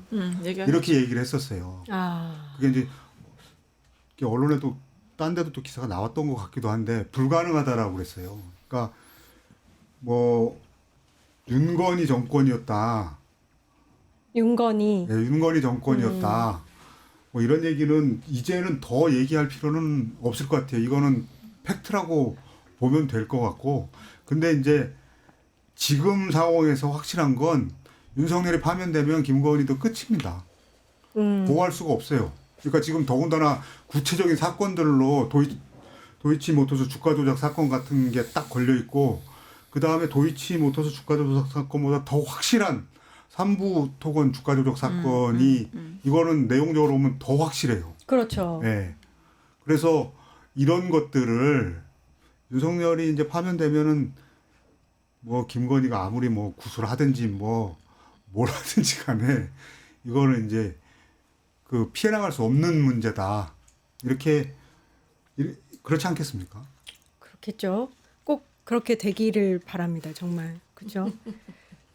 뉴스토마토가 현장의 모습을 계속해서 보여드리고 있는데요. 또 다시 네 보시면 또 꽉 찼습니다. 점점 늘어나네요. 네. 아 이거 진짜 그 가슴이 먹먹해질 정도로 이게 그 탄핵 선고가 나기 전까지 이렇게 계속해서 모이실 것 같은데 오늘도 많으시지만 또 내일이 또 더 피크가 되지 않을까 이런 생각이 들고 내일은 또 비가 온대요. 그래서 좀 더 걱정이 됩니다. 나와주신 분들도 감사하고 지금 집이나 또 곳곳에서 또 일을 해야 하시는 분들도 계시고요. 이 생활의 현장에서 이 집회 현장 모습 함께 하고 계시는 분들 우리 국민들 계시다는 거 모두 기억해야 할 것 제 같습니다. 친구 중에 한의 사는 친구가 하나 있는데 네네. 12월 3일 날 그날부터 그때 국회 앞에 달려간 것부터 비롯해서 오늘까지 한 번도 안 빠진 친구가 있어요. 아, 단 한 번도. 네. 그러니까 이제 진료 끝나면 저녁에 나오는 거예요. 요새는 평일도 집회를 하니까. 네. 근데 이제 드디어 이제 더 이상 힘들어서 못하겠다. 아, 그래서 이제 제발 이번 주로 좀 끝나기를 바란다는 얘기를 아까 통화도 하고 그랬는데 저 장면을 보니까 그 친구 생각이 나서 네. 그런 생각이 납니다. 저는 사실 윤석열이 인수위 시절부터 이 정권을 오래 못 가겠다는 생각을 했었어요. 네. 제가 여러 방송에서도 많이 얘기했는데 싹수가 너무 노랗다. 네. 그래서 이 정권은 분명히 임기 못 채울 거고 되게 굉장히 불행한 말로를 걸을 거다라고 그들은 재수 없었겠죠. 왜 정권 시작도 안 했는데 이렇게 재수 없는 소리를 했겠지만 네. 이미 저는 그런 게 느껴졌어서 윤석열이 집권한 지 100일 만에 퇴진 운동을 했거든요. 퇴진 집회. 그러니까 네, 네. 이미 3년 정도 됐죠. 네. 그래서 굉장히 좀 마음도 지쳤지만 그래도 뭔가 희망을 갖고 있었습니다. 그런데 계엄을 딱 선포했잖아요. 그러니까 이게 탄핵이나 퇴진 시간이 빨리 흘러간 거예요. 그러니까 아. 약간 이제 제가 42km 마라톤에 어느 정도 막 한 30km 정도 달리고 있었다가 갑자기 이게 앞으로 확 온 거예요. 아. 35km 오니까 네. 오히려 이게 더 막 긴장이 되더라고요. 근데 지금 또 계엄 이후에 막상 이게 눈앞에 출발선이 있어서 제가 딱 갔어요. 그 윤석열 석방이 딱 구속이 됐잖아요. 그때는 이제 정말 눈앞에 출발선이 100m까지 온 걸 생각돼서 좀만 힘내자라고 했는데 딱 석방된 순간 무슨 느낌이냐면 다시 뛰라고 하는 것 같아요. 10km 정도. 다시 시작해라. 네, 그러니까 그 시간이 너무 고통스럽고 힘든 거예요, 지금. 그래서 아마도 국민들도, 우리 시민들도 윤석열이 계엄 일으키고, 그 다음에 탄핵이 가결되고, 윤석열 체포되고, 그 시간 동안에는, 정말 우리 고지가 앞에 있다라고 했다가, 지금 저렇게 극우 세력들 날뛰고, 윤석열 거기 동조하고, 윤석열 갑자기 탈옥되고 하는 순간, 100m를 또 뛰라 그러네? 지금 거의 다 왔는데? 그런 심정일 것 같아요. 그러니까 더 힘들고 괴로운 것 같다. 그래서 저렇게 나오시는 게 그런 마음의 하나이지 않을까. 그런 싶습니다. 동트기 전이 가장 그러죠. 어둡다고 어둡죠. 하잖아요. 네. 지금 이 어두운 시기에 많은 국민들께서 목소리를 내기 위해서 이렇게 현장으로 나오신다. 뭐 광화문뿐만이 아니라 이제 도심 곳곳에서 저렇게 모이고 계시지 않을까 생각이 듭니다. 계속해서 김건희 이야기를 파도 끝이 없는 김건희 이야기를 좀 해볼 텐데요. 대통령실이 김건희 개인 송사에 지원을 했다라는 의혹이 어제 제기가 됐단 말이에요. 어떻게 생각하세요? 사실 김건희 여사 관련된 거 대통령실 대응을 하는 거는 말이 안 되는 거잖아요. 그렇기 때문에 거기에 대해서 이거를 근거 규정이 뭐냐? 라고 했을 때 그거를 당연히 내놔야 되는데 근거 규정이 없었어요. 그러니까 안 내놓죠. 왜냐하면 없으니까. 네. 그러니까 사실 이 문제는 이번이 거론된 처음이 아니라 김건희 여사가 너무나 뭐 자신이 마치 대통령처럼 뭐 그 행보를 하고 다니시니까 좀 거기에 대해서 문제를 삼고 뭐 제2부속실을 만들어야 되는 거 아니냐. 김건희 여사가 어디에서 몇 시에 어떤 활동을 하시는지 적어도 이런 기록이 있어야 되는 게 아니냐라고 민주당에서 계속 문제를 제기했던 거거든요. 근데 그 대통령실에서 계속 거부를 했던 거고요. 마찬가지 사안으로 도대체 특활비 가지고 예전에 문재인 정권 그렇게 물어뜯지 않았으면 네. 김정수 여사 인도 방문한 거 인도 초청도 안 했는데 네가 자발적으로 가서 뭐 샤넬 옷도 그렇고 김정수 여사 뭐 인도 방문도 그렇고 막 엄청 물어뜯었잖아요. 네. 그러니까 그거와 마찬가지로 그럼 특활비 관련해서 그럼 본인들은 비난을 할 거면 오픈을 해야 되는데 어디에 방문하는 시각, 어디에서 어떤 비용을 썼는지 이 모든 게 깜깜이었던 거죠. 그러니까 전형적인 내로남불인데 그렇기 때문에 근거 규정도 없이 이렇게 뭐 정말 대통령도 아니고 여사 개인을 위해서 뭐 정말 친이 쿠데타까지 일으켰으니까 할 말도 없긴 한데 친이 어떤 부대처럼 이렇게 대통령실이 움직였다는 것 자체가 대통령실과 김건희는 한 몸이다. 그래서 이 모든 계엄 선포부터 지금에 있는 모든 비극적인 상황들을 다 대통령실과 김건희가 만들어내고 있다는 그런 어떠한 그 입증을 하는 우리의 결과물로 보일 수가 있는 거죠. 이게 어떤 내용이냐면 참여연대가 2023년 1월에 대통령실이 직접 김건희 여사에 대한 주가 조작 의혹을 제기한 김의겸 전 의원을 고발을 한 거예요. 이 대통령실이 김건희 여사가 이제 이렇게 당하고 있는 것들을 대신해서 고발장을 제출한 거나 다름없는데 이제 대법이 이 부분에 대해서 내부 규정 등 근거를 공개해야 한다. 이렇게 판결을 내렸단 말이에요. 기자님, 요거 일단은 공개 안 하겠죠? 내부 규정. 뭐 지금 내란한 자들이 뭐 이 정도 가지고 근데 이 대통령 되고 나서뿐만이 아니고 제가 이걸 보면서 그 생각난 게 검찰총장 할 때도 그때 그 장모 최은순 씨 관련된 뭐가 나오니까 대검에서 입장을 냈었어요. 그러니까 이거는 그 공사 구분 안 하고 공사 구분 못 하는 게 아니죠. 이거는 안 하고 그러니까 공조직을 더군다나 검찰이라는 조직을 자기 가족의 문제에서 방패막이로 활용하는 거는 그러니까 집권하기 전부터 계속 해왔던 행태인 거죠. 그러니까 이거는 그냥 이제 비판하고 이런 차원이 아니고 이거는 다 수사해야 될 대상입니다. 다. 네. 지금 이 문제 참여연대에서 제기해가지고 내부 규정 공개한다고 판결한 거 이거 응하지 않는 거 네. 이런 거 다 수사 대상입니다. 수사 대상이에요. 네네. 그리고 이렇게 큰 내용이 아니고 지금 그 윤석열 대통령실에서는 내부 조직도도 공개를 안 해요. 대통령실 내부 조직도도 이거 똑같이 참여연대에서 그 소송 내 가지고 공개하라고 요청해가지고 그 대법원 판결까지 다 확정이 됐어요. 이미 그런데 공개를 안 하고 있다. 조직표를 공개를 안 해요.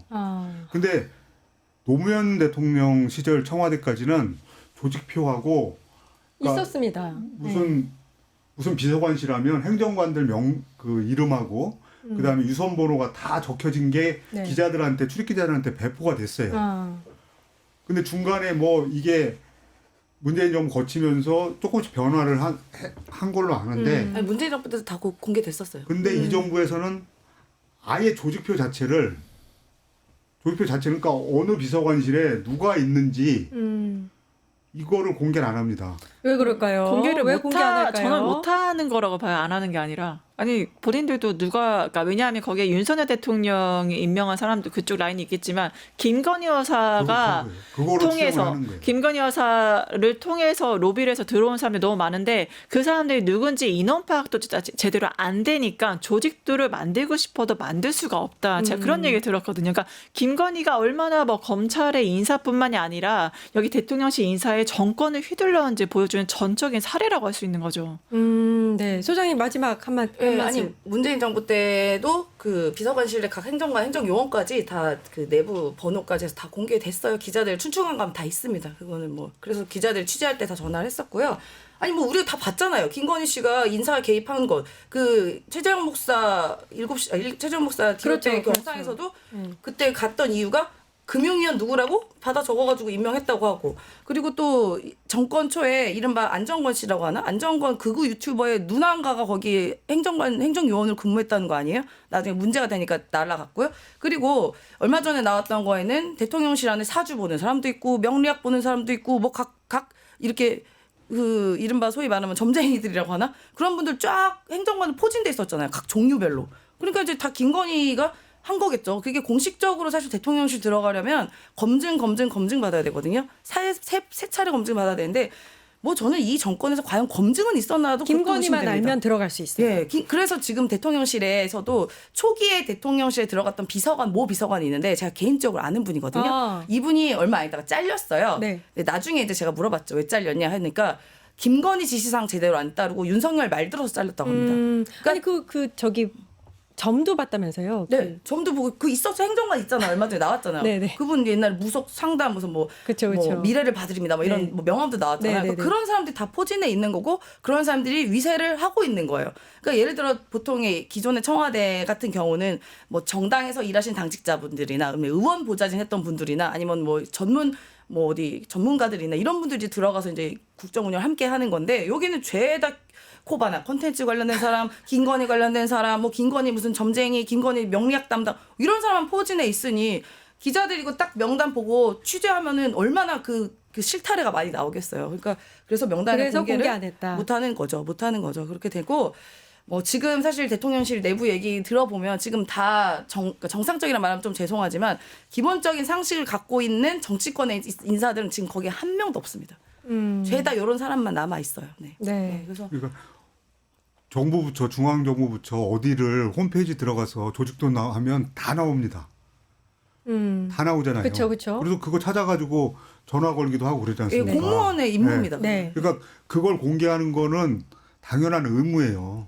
그리고 저 정부가 민주정부냐 아니냐를 가르는 큰 기준 중에 하나가, 핵심적인 기준 중에 하나가 투명성입니다. 투명성. 네. 그러니까 누가 무슨 일을 하고 있는지를 아는 거는, 공개하는 거는 그 정부의 의무예요. 그다음에 세금 내는 국민들은 당연히 알아야 되는 문제입니다. 네. 어떤 사람이 들어가서 그 일을 하고 있는지를 알아야 되잖아요. 근데 높은 사람, 그러니까 수석급 이런 정도 제외하고 비서관 그 밑에 실무 일을 하는 행정관급들이나 이런 사람들이 누가 일을 하고 있는지를 전혀 공개 안 한다고 하면 이거는 이 정부가 이전부터, 계엄하기 전부터 독재 정부였다라는 증거예요, 이거는. 네. 우리 기자님이 투명성 얘기하셨는데 저는 윤석열 정권이 굉장히 투명하다 생각하거든요. 왜 그러냐면 못된 짓과 불법과 비리를 그냥 투명하게 아무렇지도 않게 합니다. 그 부분에 있어서는 투명하다. 아, 그 부분에 있어서는 투명하다. 나쁜 짓 대놓고요, 그냥 네. 아무렇지도 않게. 아무튼 오늘 나온 투명하다. 이 끝이 없는 의혹들은 반드시 밝혀졌으면 하고요. 이야기가 이제 끝이 없는데 1시간 더 했으면 좋겠지만 저희가 지금 3시부터 5시까지 이 시간을 정해놓은 게 있어서요. 오늘 뉴스토마토 뻗치기 특집은 여기서 마무리를 하고요. 저희 뉴스토마토 탄핵과 파면의 그날까지 계속해서 이 생중계는 이어가도록 하겠습니다. 내일도 함께 뉴스토마토 뻗치기 특집으로 함께 해주시기 바랍니다. 함께 해주신 모든 분들 감사합니다. 네, 고맙습니다. 감사합니다.